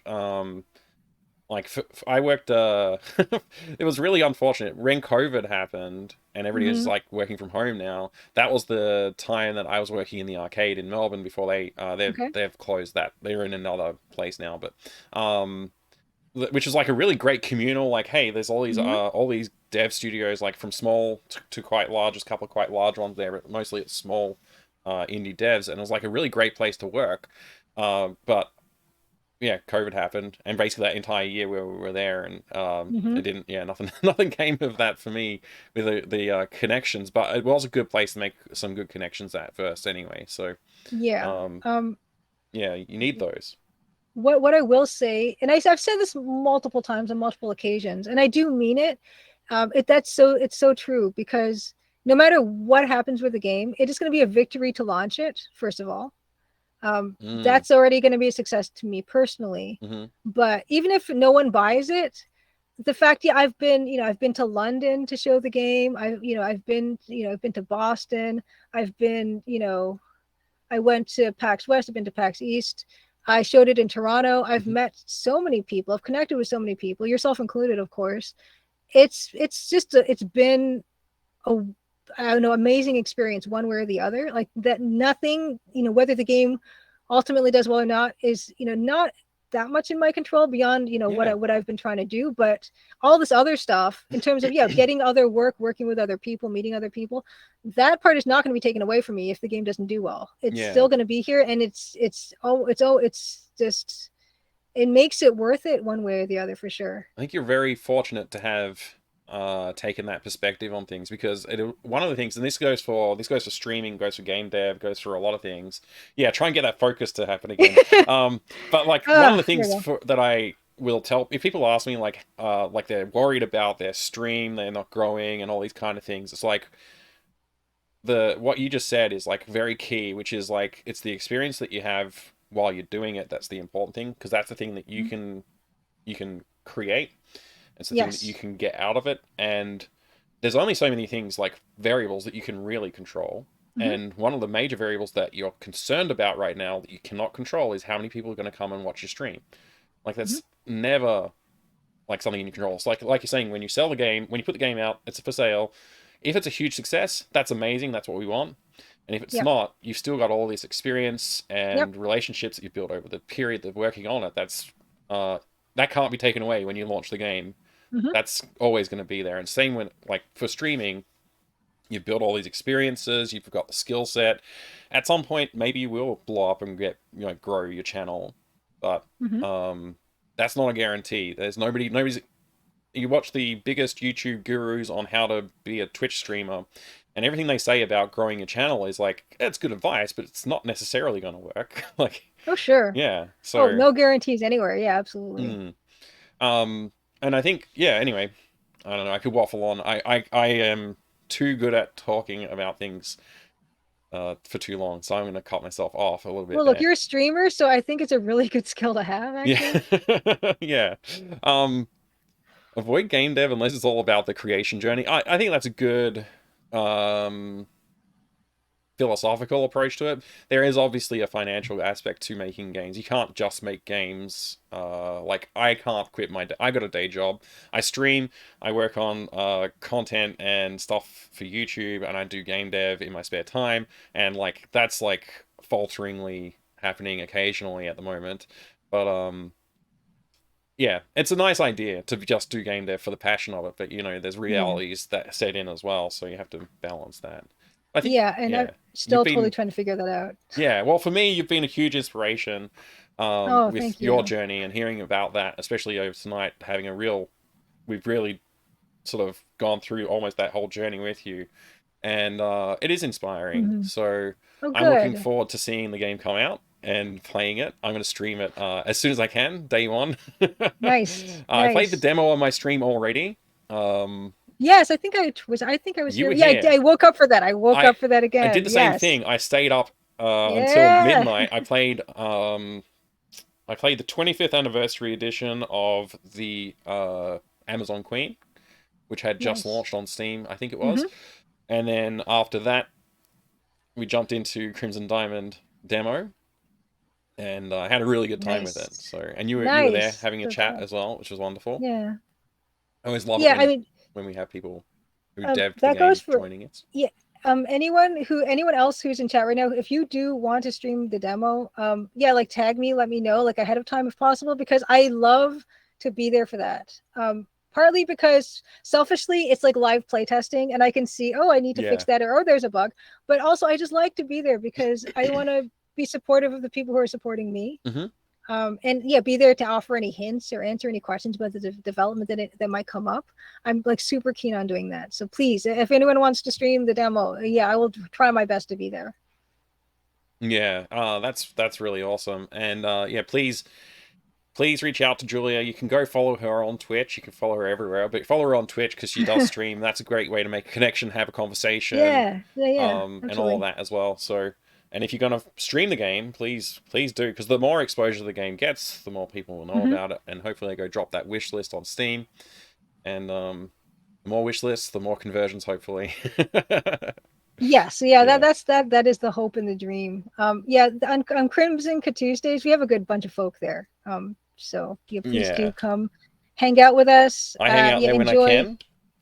Yeah, I know it's always good to see you because I know that the schedule, the timing is so different. Yeah, it's Um, usually on my Wednesday morning, so yeah, I'll exactly. have Yeah. the stream on in the background while I'm getting some work done for my day job, and then drop in and chat a bit. And yeah, I really enjoy it. It's a good cozy stream. Good. Yeah, Yeah, that's kind of that's been the aim for me is my favorite streams to watch are the ones where yeah, I mean the other people mentioned they're doing this also, I think, where they've got it on in the background, they're hmm kind of going about their day, working on stuff, and there's this like nice either person talking or conversation happening in the background. You can glance over, see what's going on. That's how I tend to be on Twitch. mm. Super. It's wonderful. Like I kind of I only really started watching other streams and things like that when I started streaming myself, which was like maybe 3 years ago. hmm Before that, yeah, I didn't get it. I wasn't really on it or anything like that. Yeah. But yeah, Well, when COVID happened, Dan was like, he wasn't touring anymore. It's like I need, let's uh, do something. I'm like, I don't know if I'd want to do that. I don't know if Dan I'd be was right. comfortable doing that. Dan I was know very Dan. right. Dan will remind me at every opportunity how correct he was, and he was. I'll totally cop to that. He was totally correct. Yeah. And it's been incredible in terms of like meeting people, meeting other streamers, connecting with other people, other people in chat and hmm stuff. And just not only that, but it's also totally a social outlet. I don't know if you feel the same way, Mike, but Oh, I look forward to the Tuesdays because here's my my group of people, and we see each other every week, and yeah, we have a nice time together, and yeah. that's like also super valuable too. That is a huge benefit of streaming, especially like I started during COVID as well. Um, so, uh, streaming, connecting with people, like I've made some very good friends over the course of the last couple of years through Twitch, and I didn't know what to expect because I literally, when I signed up for my Twitch account, I was just like, I'm just gonna watch these people who are programming on Twitch because that's all I Yeah. was interested in on Twitch. Like I wasn't that interested. Hmm. I didn't know there was a retro gaming community on Twitch at the time, so I was just Hmm. like, I had my collection.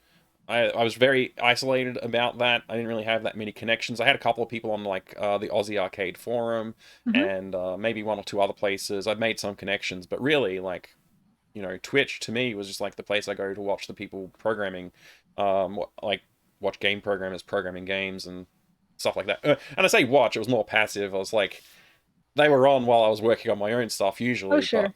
I loved that kind of thing.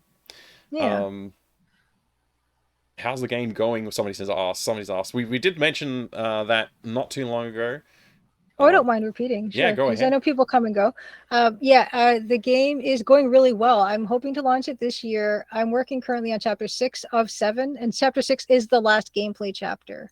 But yeah, there is quite a bit of work to do in those 2 chapters because there will be some cutscenes and some endings and stuff, Hmm. and yeah, those tend to take quite a long time because of just close-ups and like stuff in the Colonel's Bequest. It's like there's so much detail you have to go into with the close-ups that they do tend to take more time. Hmm. But yeah, I'm feeling pretty good about where I am at this stage. Although this is the first game that I'm doing myself from beginning to end, and Hmm. I don't know how that's gonna go, and It's a it could huge go way undertaking. longer. Yeah. All that, yeah, it has been, and like I said, I would have been super intimidated if I knew that I was starting on the journey of this crazy thing Hmm. when I started it. I would have probably not have started it. Mm. There's a lot of people requesting GOG releases in the chat, and they're not the first people. I know that, but Yes, there's some kind of wish list like thing you can. that's been There's some. posted in the chat too. Yes, good. Yeah, So yeah, good. yeah. Which I didn't even know about until fairly recently. But I did apply to have the demo put on GOG, and they said no. Hmm. And I think maybe I don't know how often they do demos, or I don't really. I have a lot of games in my GOG library, but I don't know what their practices are in terms of putting up demos and stuff. But I really do hope to have it up on GOG as well, for sure. Yeah, I think having it on GOG would be just amazing. I will talk to whoever I can talk to say, hey, can we get this game on there, please? I Yeah, know. vote on the link. Whatever, whoever sent the Yeah, link I or know there's whatever. I'll more than vote just them. me on the GOG stream team who are interested in the game too. So Oh, hopefully, great. Yeah. it happens. Um, Nate, the adventurer, the game is not out yet, no. But and hello, it's good to see you. But the demo's available. You can play the demo. It's going to be out this year sometime, right? Yes, yeah. Okay. Chapter 1 is the demo, and that's currently available on Steam and itch.io. It actually, as of January, was newly improved with like improved intro art, taking into account all the streams that I've Okay. been upgrading the art in. There's a new musical track by Dan Polakar that's in the tutorial room. If you go check out the tutorial room, Beautiful. that's something we did compose live on stream. And yeah, some other like quality of life stuff and improvements and things like that. And I did Hmm. upgrade to Adventure Game Studio, a later version of the engine too. So that was kind of Okay. an undertaking. Yeah. Yeah. So when you released the demo on Steam, what was the biggest like inflection point on like interest in the game? Was it the demo on Steam or was it something else? That's probably when you first put something up on Steam, I think, yeah, there's usually a big like bump in terms of having it be visible. Hmm. But other things that really did help with visibility were like, yeah, participating in Steam Next Fest and stuff like Hmm. that. I saw a big boost for that. I participated in something called the Big Adventure event for the past couple of years, Yeah. and that one also gave me a pretty big boost. Um, but like nowadays, I'm not really sure. I was in something called the Steam Mystery event not too long ago, and I Yeah, didn't see I quite just a saw that before. Here it is. I found yeah. it. Yeah, I Yeah. didn't see quite as much of a boost with that. So I don't know if it's because there's more competition or they're not, Hmm. something's being featured less or not at all or something. I'm not entirely sure how that works, but yeah, like the Steam events have been pretty good in the past for me. Besides just initially putting it up there. And I do hear tell that once you actually publicly announce a launch date, then you also might experience another bump in wish lists. Hmm.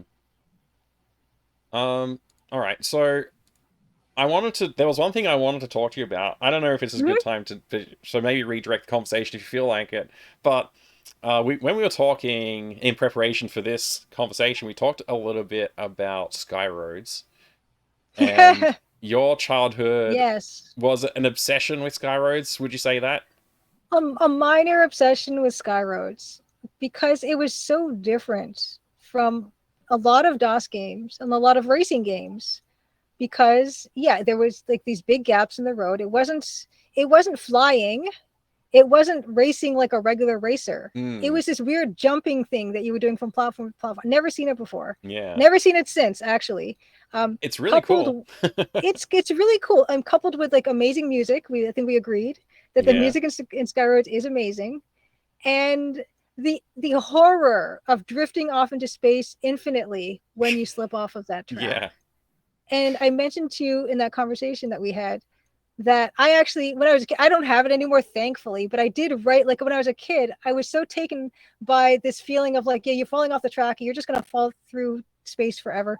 I wrote like a little like short story about like prisoners who have to like race this. And if they get to the end, they're free.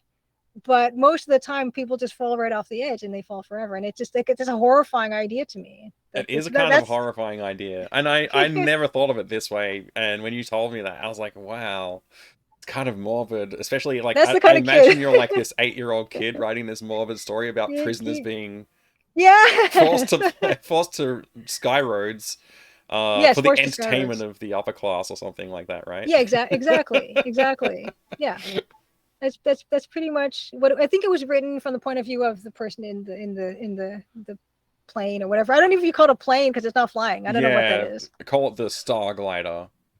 Okay, Star Glider. Yeah. Yeah. From the point of view of the person in the Star Glider, and I don't know if they had fallen off and they were thinking about their lives or they're thinking about what brought. I don't know. I don't remember. But yeah. Very deep perspective to take. Yeah. The short story writing Skyroads kid who taped music from their DOS games onto a cassette and would listen to that on their Walkman, and also did a lot of research and made comparative lists about Wizardry versus Ultima. That's who I was. It's such a good story. I'm still that kid. I haven't changed that much since those times. Oh man, for me, like Skyroads is pretty one of those. I think a lot of kids had Skyroads as a kid as well, right? Like on their computer. Sure. I think my thoughts on it were probably a little less existential, perhaps. But I definitely loved this game. And as you know, like I showed you the things that I've been working on around related to this, due to the charity event that I participated in, Save and Raid, which is awesome. We have one of the organizers in the chat actually, Nice. Havoc. If you wanna get a shout out for him in the chat, would be awesome. But yeah, like Skyroads is like, I think one of those games that it's definitely not EGA, but it definitely has like a certain minimalist design to it that I think has a strong appeal. Yes. And you said you weren't so into the action-y stuff, but this is one of the ones that you just happened to connect with. Yeah, because honestly, it almost doesn't feel action-y because it's got really stripped down visuals. It's really clean looking. It's not like shooty, die kind of thing. I don't even think of it as, it is an action game, but I never really thought of it as an action game. It's so elegant. It is elegant, yeah. Maybe that's why I got more attached to it. It's just that there's almost like there's something quiet about it, and just that the satisfaction of like the bouncing from platform to platform. I don't. And there's not really steering, right? There's steering back and forth, but it's not like you're going around bends or anything like that. It's the controls are pretty simple, if I remember. Which is what I also tend to favor, because anything more than like 4 buttons and then I'm all elbows. That is one of the benefits, and like I guess like the hook for the game is very simple controlling wise. Like you do have to control the acceleration and the left and right, but it's like one button to do the main action, which is the jump, and following the path. It's challenging, real actiony, but yeah, I can see what you mean. That's a good point. In terms of music, you mentioned that the music in Skyroads was something that appealed to you. Was there other games that were like influential or appealing that you maybe tried to take as an influence into the Crimson Diamond? I would say probably, any adventure game that you had MIDI, really. Just any adventure game with MIDI. Yeah, like, so we'll see, like Sierra games, I guess specifically would be it. Like Dan Pollock, Dan is a real fan of Mark Siebert, who did a lot of music in like King's Quest V. particularly. Like Dan has a favorite track. He really likes the Weeping Willow track in King's Quest V. Yeah, specifically that type of music. I also really like the music in Dagger of Amon-Ra, even though that was not MIDI. That was, I can't remember what. Yeah. It was maybe general MIDI. It was general MIDI. It wasn't what Dan does. He could It's not explain this better. MT32, but it's Yeah, general yeah. MIDI. I think I have the CD version of it, I think. Ooh. I think I have the 5 1/4 inch and the CD version. Wow. Yeah, I listen to that music all the well, not all the time, but quite a lot when I'm working. I listen to the Colonel's Bequest soundtrack as well when I'm working.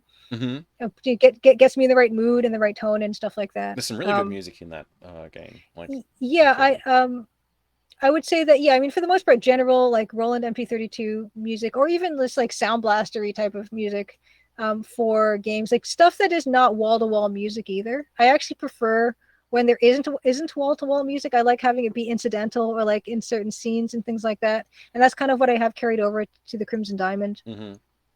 And actually thinking about music and the usage of music, I just lost the thought with there it. was a thought. Oh yes. Yes, there. No, I found it again. Good. It didn't wander far. Okay. On my stream I play MIDI music. It's called the Great Canadian Tune Book, and it is orchestrations in MIDI of Canadian folk tunes. And that is actually the music that I started off with when I was making the game before Dan came on board. It was actually the music I was going to use in the game before Dan came on board. But I couldn't find the guy, Barry Taylor. I couldn't find this guy to ask him for permission to use this stuff. Oh, okay. And so that's why I started looking for musicians, because I'm like, I can't just use this music in my game without permission. Because what if this guy like turns up and it's like, yeah, right?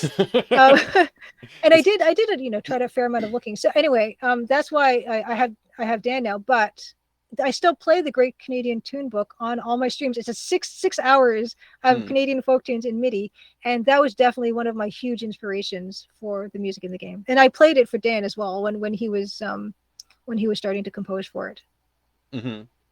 Yeah, the music in the music in the Sierra Adventures, like with that MT32, which like obviously most of us didn't have growing up, but then when we had the MT32 connected, I finally like got my own, and I connected it to the system, and I played like some of those Sierra games, some of the Lucas games as well that also supported it, and it's just like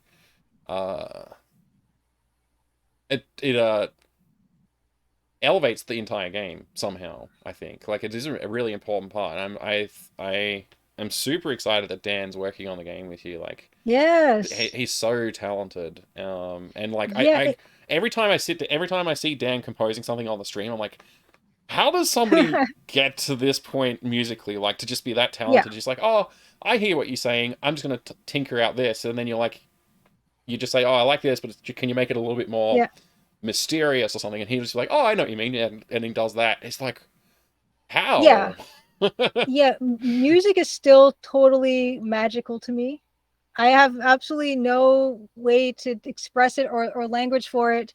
So it's kind of a miracle that Dan can take my very vague suggestions and make it into basically what I want for the game. And it's at some points, we talked about being jealous of Lucas Pope, because Lucas Pope does everything and does it so well.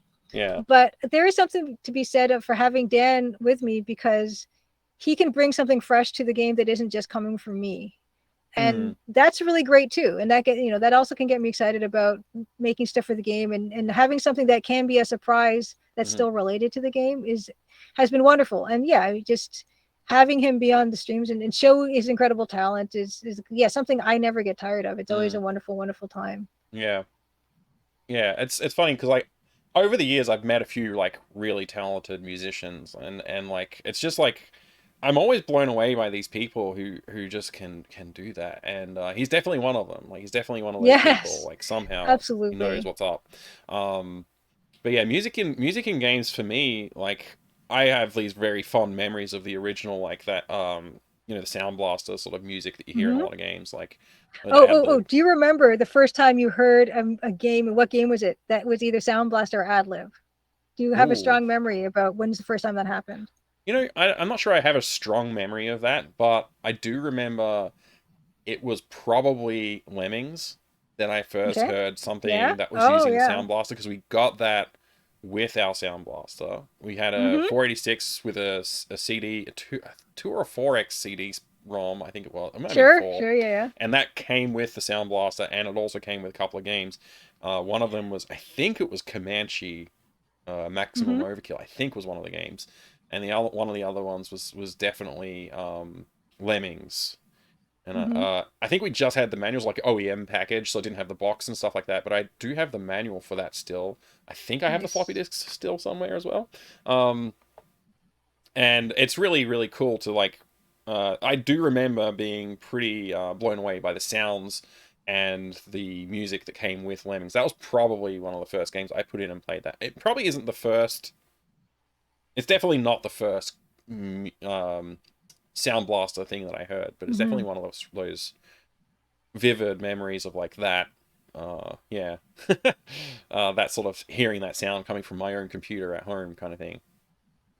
Yeah, I one of my first, like like you said, like maybe there was some other game that I heard some sounds of, but the one I remember distinctly is King's Quest V. Loading up Yeah. King's Quest Okay. V and just hearing like that Sierra thing, but hearing it now kind of much more real sounding, relatively speaking, versus like, the PC speaker or whatever I had before. That was like that richness of it kind of did really take me back. Yeah. Um, I'm trying to think of like other experiences that I had like that, and like for me, like formative, like really strong memories. I did a video on this on YouTube not long ago. Was Ken's Labyrinth. It was the first Hmm. um FPS that I ever played. I played that before I played Wolfenstein or anything else. Oh wow, okay. Um, and it was like a really distinct memory for me. Like I still have vivid memories of that moment, because it was like something that was really transformative Mm-hmm. for me Mm-hmm. to see that.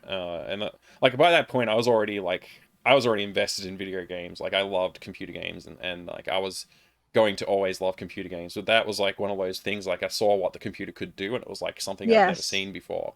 Yeah. Yeah, so that was really interesting. Um, yeah. I had a memory like that with Return to Zork, seeing first full motion video for the first time on my computer. Hmm. That kind of blew me away because I had not seen anything like that before. And I do like that game too. I don't know, Yeah. I'm more fond of it than maybe it deserves. I don't know, but there's something about it that's just special. What would you like? Where did you first experience it? Like where did you encounter it for the first time? Do you remember Like that? just like a CD-ROM. Yeah, it was like one of those. Like I don't know, I have the CD somewhere still, but I guess Okay. yeah, it's like a CD-ROM, like one of the cheaper budget releases or something. Okay. It, I don't even think it had a box. I don't know. I didn't have a box of that.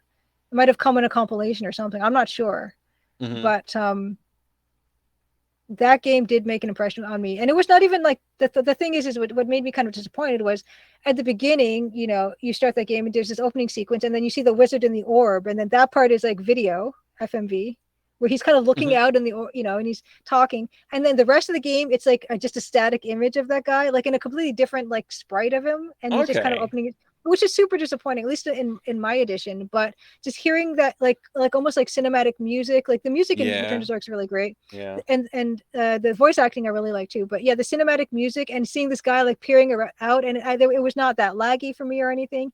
And seeing and hearing his voice, I'm seeing Hmm. his face move like that. That was something that really did. I don't even care about FMV games too much actually, Yeah. but that one, Yeah. You're putting me in that was mind a of like magical seeing moment. some of Yeah. those for the first time as well.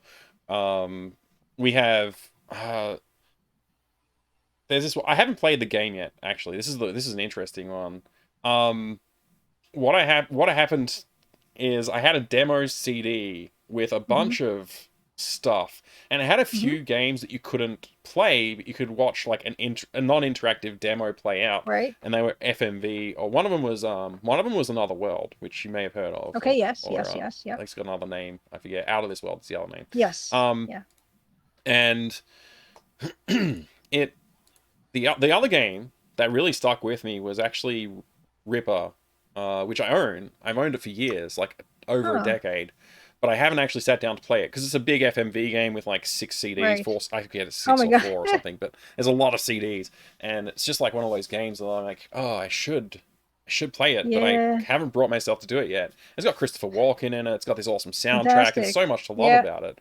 But like, I watched this trailer over and over again. It's basically a trailer. It's like a non-interactive demo, and Hmm. I watched it so many times, and I just loved it. Had like the trailer had the perfect atmosphere, and it made me just wonder what this game would be like. I never played it. Sure. To this day, I haven't played it. So that's going to be one of those ones. It's going to be awesome to finally actually play. I feel the same way about the Phantasmagoria trailer. I've Yeah, never played the Phantasmagoria trailer. I mean, I've never played the Phantasmagoria game, but the music, like I love that the Phantasmagoria music. I love that orchestral thing that it's doing. And yeah. it's just like all the clips and stuff. I mean, I've seen people play this on like YouTube and stuff. I don't think I'm going to want to play it because I've pretty much experienced it as I want to Hmm. watching other people. But that trailer packed a punch, and I love that Yeah, song to this day. yeah. There's like also books and other things like that that could be influential. Um and with mystery, there's obviously a little bit of a tangentially associated like horror sort of aspect to Hmm. mysteries. Hmm. Would you say that there's any like adjacent stuff like we talked about Agatha Christie a bit, but what Yep. about other maybe literary influences? Did you borrow anything? Hmm. This might be a hard question to answer. Oh, That's okay. no, that's fine. Let me think a little bit about this. Not so much because I would say it's really hard to convert ideas from a book into a game a lot of the time. Mm-hmm. I've been asked a couple times if I'd ever do like the Crimson Diamond novella or something, Mm. like write it up. And I think it'd be a great challenge, but I have no idea how that would work because Yeah. yeah, I mean, as a game, it's a game, and it's never been a consideration to try to like novelize it or whatever. Mm-hmm. But most I would say of the inspiration for the game and the design of the game is just other games. Mm. And maybe even not stuff that I've seen in games, but stuff I wanted to see in games, or Oh, stuff that's that a I cool saw in way to games approach it. Yeah. that I didn't like, right? I mean, there's nothing more stressful than King's Quest 3, where the time is ticking and it's right on the screen, right in your face, and you have to Frustrating. make meetings. Like it's like the most stressful parts Mm-hmm. of life in a game. Like why I got to Yeah. make sure I'm back in time before Manana comes back, and or Oh else my I'll be killed. gosh. It's just I can't, right? I just Yeah. it's not anything I ever. And even this idea of having the text parser not pause the game, Oh yeah. that it's kind of Yeah. horrifying because yeah, I like I mentioned, I'm not an action gamer. I'm not hand-eye coordination gamer, and It's bad I for don't. streaming too. Because Ooh, like yeah, it is. normally like right now we're just having a conversation, I'm focused mostly on you, but normally I'm like trying to interact with Oh, the chat, sure. and like Yeah, if you were a game, I'd be pausing you a lot to be like, hey, yeah, yeah, yeah. talk about this, talk about that, and like welcoming people in that are new, and welcome everybody who is new. I'm sorry I can't address you directly, but yeah, like that's the thing with that game specifically. I remember getting very frustrated because of the it's not pausing, and I need to talk to my people, you Yes. know. Um, and just generally, I don't like being rushed. I like being able Hmm. to take my time. I like something that I get to set the pace of, and it's not. And yeah, that's possibly also why I don't like playing action games, because you are having to respond to what's coming at you Yeah. and having to make quick decisions. And I'm not good at that. I don't make quick decisions. I make spreadsheets. It's not compatible. Um, Exactly. and that's why for me, in every aspect of my game, even if there's a scene that looks like there's tense and you don't have a lot of time, you have eternity at Uh-huh. any time to decide what you want to do. The parser pauses the game for you. It's you take your time. It's more like a book than anything else. Yeah. It's more like a book than a movie. Just it's to be relaxing. I don't want you to be afraid that you're going to miss anything in the game. I don't want you to feel all tense. I don't want you to be staring at the clock. Yeah. I really wanted to eliminate every aspect of anything that would make the gamer feel stressed out, Hmm. including, as we mentioned before, when you're walking through Colonel's Bequest and you can stumble accidentally on game progress. Hmm. I didn't like that part, and that's why I got rid of Yeah. it. And when I was making mine, I think like there is some like I still think there's a really powerful gem of game design that's in the Colonel's Bequest that has to be polished. It's not quite being fully tapped. And like you're right, it is frustrating when you accidentally progress to the next scene. But I think there's something important and like adding like this replay value to the Colonel's Bequest that is like you did miss something and that's okay Hmm. to continue to move on and Yeah, play that's some something you more. have to learn. Yeah, but I Yeah. think like I feel like there's some gem to that. Like maybe it needs to be polished up and refined a little Mhm. bit. Maybe it needs to go through some processes and some game testing and stuff like that. But there's something special there that nobody's really latched onto, and I really hope that someday someone does take on that and try and make it work. I mean, maybe I'll have to do it myself at some point, but um, I think it is special because adventure games tend to not feel that replayable to me a lot of the time. There's a few Yep, this that is true. like do Yep. feel very replayable, but Hmm. some of them just like I've just played this game and I feel no compulsion to go back and play it right now. Whereas the Colonel's Bequest was like the first time and possibly one of the only Mm. times that I was like, oh, I have to go play this like right now because I know Yeah. all this stuff that just happened. There's all these Yep. things that I was wondering how to resolve and I couldn't. And now I've got some more ideas and I'm going to go back and play it again. Like that's Yes. pretty amazing. You don't get that very often. I Yeah. I did think about that quite a bit when making my game Mhm. because I yeah, I'm very clear that I want to make the game finishable easily, Mhm. but I also want the player to feel like, yeah, they're influencing what's going on, or they're making these choices, or they're seeing certain things, or they're not seeing other things. Mhm. And I wanted to do that without having a lot of branching paths.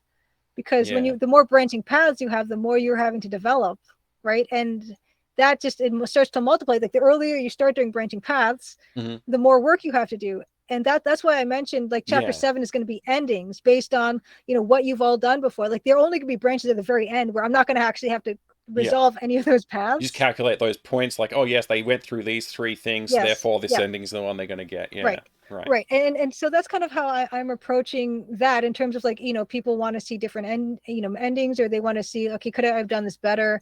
That Mhm. type of idea, encouraging replayability. Mhm. But also, there are things you can miss in the demo, even in the demo, Mhm. where you can miss certain conversations and you can miss certain ideas of You can things. miss certain deaths. Yeah, well, it's stuff like that. Like, I mean, yeah, with a Colonel's Bequest, you can definitely miss finding bodies. And that's something that I wanted to make sure people could experience in terms of like watching someone play the demo. Yeah. There are people that have told me they've watched, people playing the demo, they've played the demo themselves, but whenever they see someone else playing the demo, there's always something new that they're seeing that they Yeah, didn't that's good, know to isn't it? do, It's which really is good. great. Mm. And that's the type of like encouraging of replayability that I want to encourage. Mhm. Because yeah, I do have a notebook function in the game that tells you basically what you need to do to progress. Mhm. Which means that you're not afraid to explore in the game. You're not afraid to ask any questions you want, because progression is kind of it's uh it's very clear what you need to do to accomplish that. Right.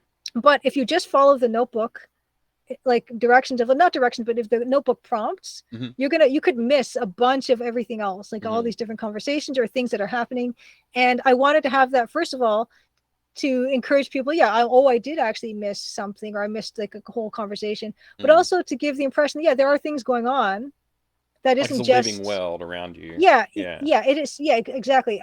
It is a linear game, but I wanted to make that within that linearity, Mhm. that feeling of, yeah, there's other experiences that are like coming along with me on the sides that I either will see or I won't see. Mhm.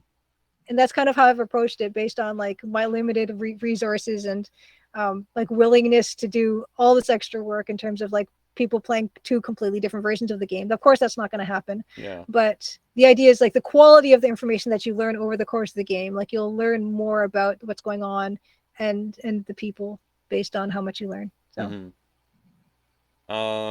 I note that we've been talking for 3 hours. And I am aware that people, if they wanted to watch this later on, it's probably 3 hours is a lot to ask. So, Oh my goodness. um, is there anything you wanted to cover before we sign off? And Yes. uh, also promoting your channel and your things and all that. So Yeah, maybe sure. look. Yeah, I wanted to like. There's a few more things I can quickly show because I did bring a ton of stuff for show and tell. Okay. And I haven't done so. There's a few things. One of them is this is something that I don't know if I would ever put in a big box if there ever was a big box, but at the very least, I could provide the files for this. Oh, that's great. A voxel. Is Yeah, that a 3D voxel. print? That's awesome. Yes, this is a 3D print with like a wood composite, and I hand painted it. I love it. Yeah, that's fantastic. And Maybe. I actually got one done from I forget what the company's called now because it is getting kind of like the run out of gas time. So this is the one I got printed myself and painted, and this is the one that was a color print, a sandstone color print. Wow.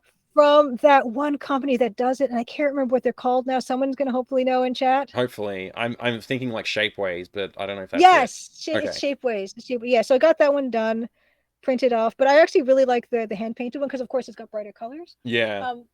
But I modeled this in Magica Voxel, my first time modeling anything. Mm-hmm. So I did want to show that, and it would be fun at the very least to provide people with those files so they could print them on their own. I mean, I'd print one. There's a printer right there. Oh, sweet, nice. Yeah, it's so that's a fun thing. Also, I did mention that it's called the Crimson Diamond, and you're a wannabe mineralogist, and I mentioned that of course my interests are computer games. My interests are mysteries, but specifically, I've always liked rocks. I've always collected rocks, and this has really been an opportunity for me to do more research about that. Actually, since I started making the game, I've actually gotten a collection of rocks, which I'd never kind of had before, and that's something else I can kind of quickly show. This is what I wanted to show because this comes from your neck of the woods. Oh, this is an agate from the Northern Territories in Australia. Oh, it is. Yeah. Okay.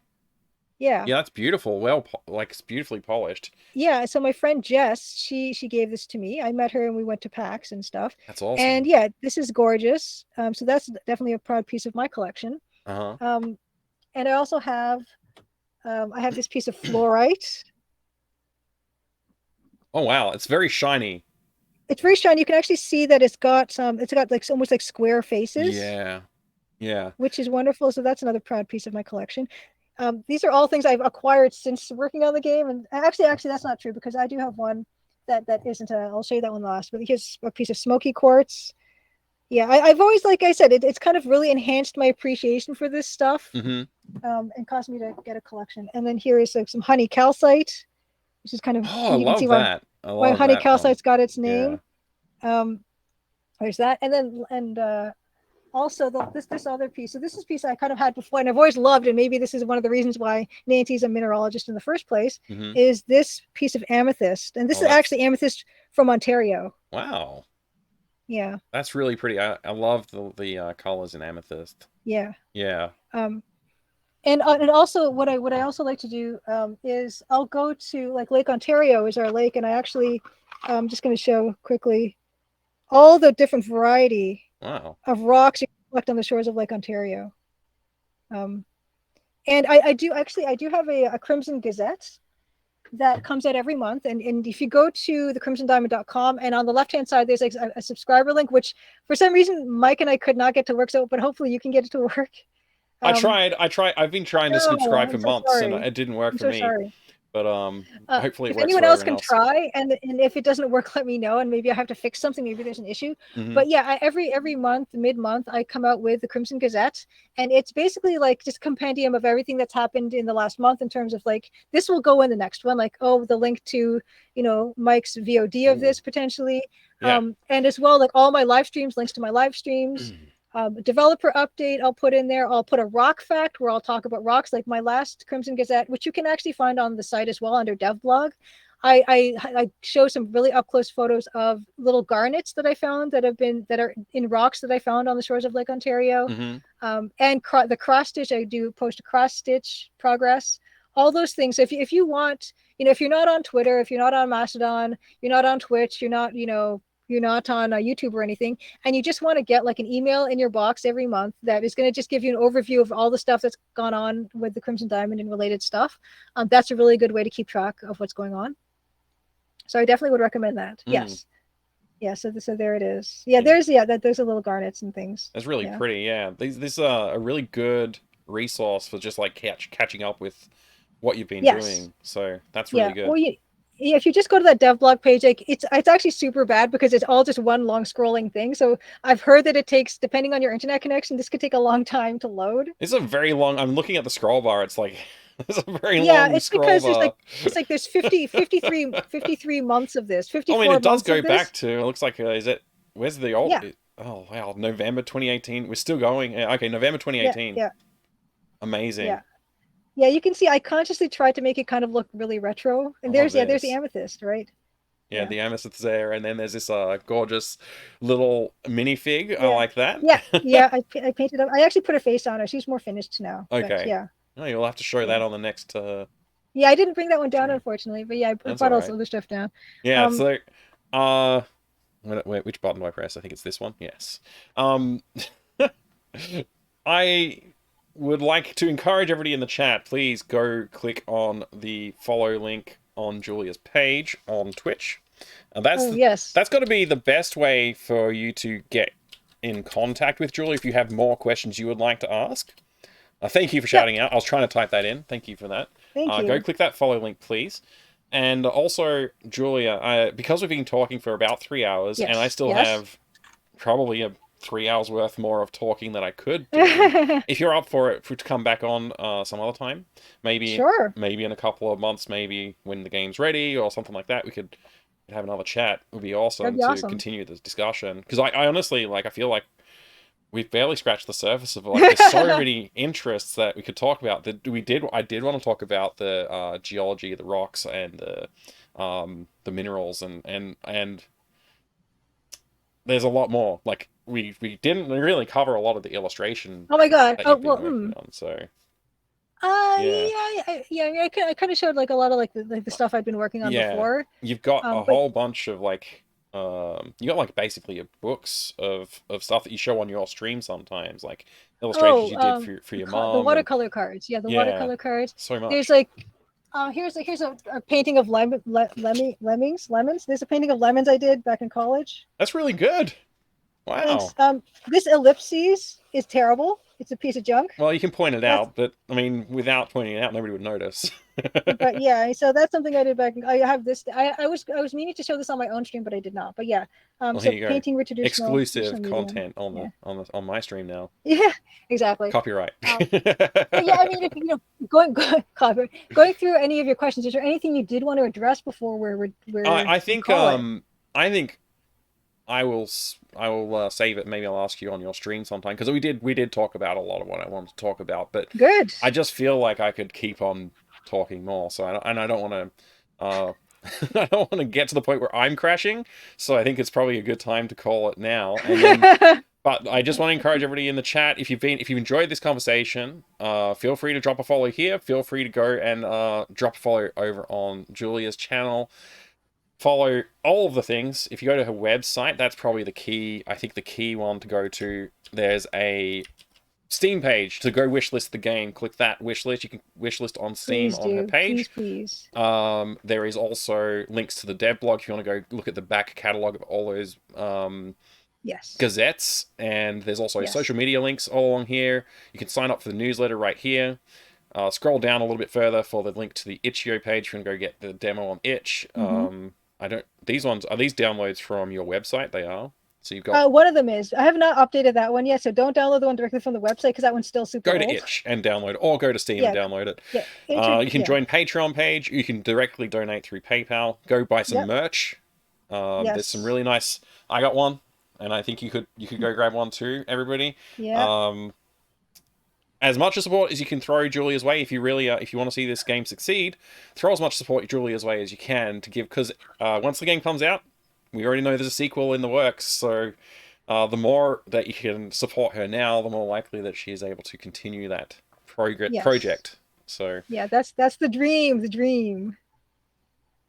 Hey, thank you, Andrew, for that kind message. I appreciate it. And everybody else, I did see a lot of nice messages there. Yeah, thank you. It's very good to have you all here. I'm gonna turn on the alerts. I think it's gonna go wild with alerts. But I'll turn those on after we say goodbye to Julia. So stick around for a bit longer. I'll probably go play some Jill of the Jungle just until those alerts are done. Oh And my god. that'll be fun. You're a trooper, Mike. Holy cow. This is like 8.5 hours for you. What are you doing? Yeah, we're up to 8.5 hours. This is a pretty long stream for me. Normally I've done longer, but this is pretty long for me. Woo! But yeah, thank you so much, Julia. I just want to say directly to you, thank you very much. This is wonderful. I had a great time. No, thank you so much for having me. Thank you for inviting me, and thank you. I'm so sorry I wasn't able to really keep track of the chat tonight or today. But thank you so much, everyone, for being here. You guys are awesome, and it's every word of encouragement, and anyone coming to the streams, every bit just totally helps. Working as a solo developer, it can be super isolating sometimes, and knowing that there are so many people like you guys out there that are just cheering me on is really good. Yeah, you're totally. It's a pleasure to have you. Thank you so much, and I'm excited about the game. I'm very excited. Like I said, the Colonel's Bequest is one of my favorite games. Crimson Diamond reminds me so much of it, and I love playing through the demo. So I'm super excited, hyped for it. We're cheering for you. We're cheering you on, and we're all. Thank you. I'm sure we're all hoping for your success there too. So, thank you so much for being here. Thank you for having me. This was incredible conversation. So, oh yeah, it was. Yeah. It was wonderful. I'm looking forward to having another one sometime. Yes, we will. All right, and next time I think we're gonna have a good friend of mine on Twitch. I'm aiming to have Phenomenon on the channel as well to talk to him. He's another retro streamer. He does all kinds of cool stuff on his channel. It's a very good channel. So that'll be next month's chat. And who knows, maybe we'll squeeze in an extra one, because there's a lot of people that I want to talk to, and I don't know how I'm going to do them all, so maybe I'll have to do them more than once a month in the future, but this was wonderful, so thank you. Yeah. Somebody wants the soft locks in the game, so you have to put one soft lock in there for them. Hazemaker. I know, and unfortunately, the only soft locks that are in the game right now are probably just like bugs that don't let the player finish, which are definitely not intentional. I wonder how many of them are intentional in Sierra games. It feels like a lot of them are. Aren't. Sorry, yeah. Yeah, it definitely does. Like, oh, they were mean. They were mean back then. All right, I better say goodbye, because otherwise we're going to be on for too long. So thank you once again, and I'll see you on Crimson Tuesday. What time was Crimson Tuesday again, so people in chat can prep for it? Oh my gosh, okay. It's 8 p.m. Eastern, which is, I don't know what time for you. Just figure that out, everybody. 8 p.m. Eastern. Yeah, that's like Toronto time, if you need to just you want to look up Toronto time means and all that. Yeah, 8 p.m. Eastern on Tuesdays, Crimson Tuesdays. And I don't know if Dan's going to be there or not, but we'll do something. So. Yeah. All right. Well, thank you very much, and we'll see you next time. Good night. Oh, have a good day. Have a good nap. You're going for a nap. Yeah, right? Good night. Me good. I'm gonna have a nap. It's like noon for me now. I gotta I'm hungry and tired, and I don't know what to do first. Yeah. Well, have a good day. Thank you. Have a good night. Thank you so much for staying up. Thank you. No, my pleasure. Absolutely. See ya. All right. Bye. All right, thank you everybody for being here and hanging out with Julia. Again, please go drop follows on all of her socials, or go wishlist the game on Steam, and do all of those cool things. I'm going to turn back the alerts on. Thank you, Cosmic Void, for the 100 bits there. It's very kind of you. Much appreciated. That was... Cheese snack. Treddy, thank you. Thank you for the cheese snack.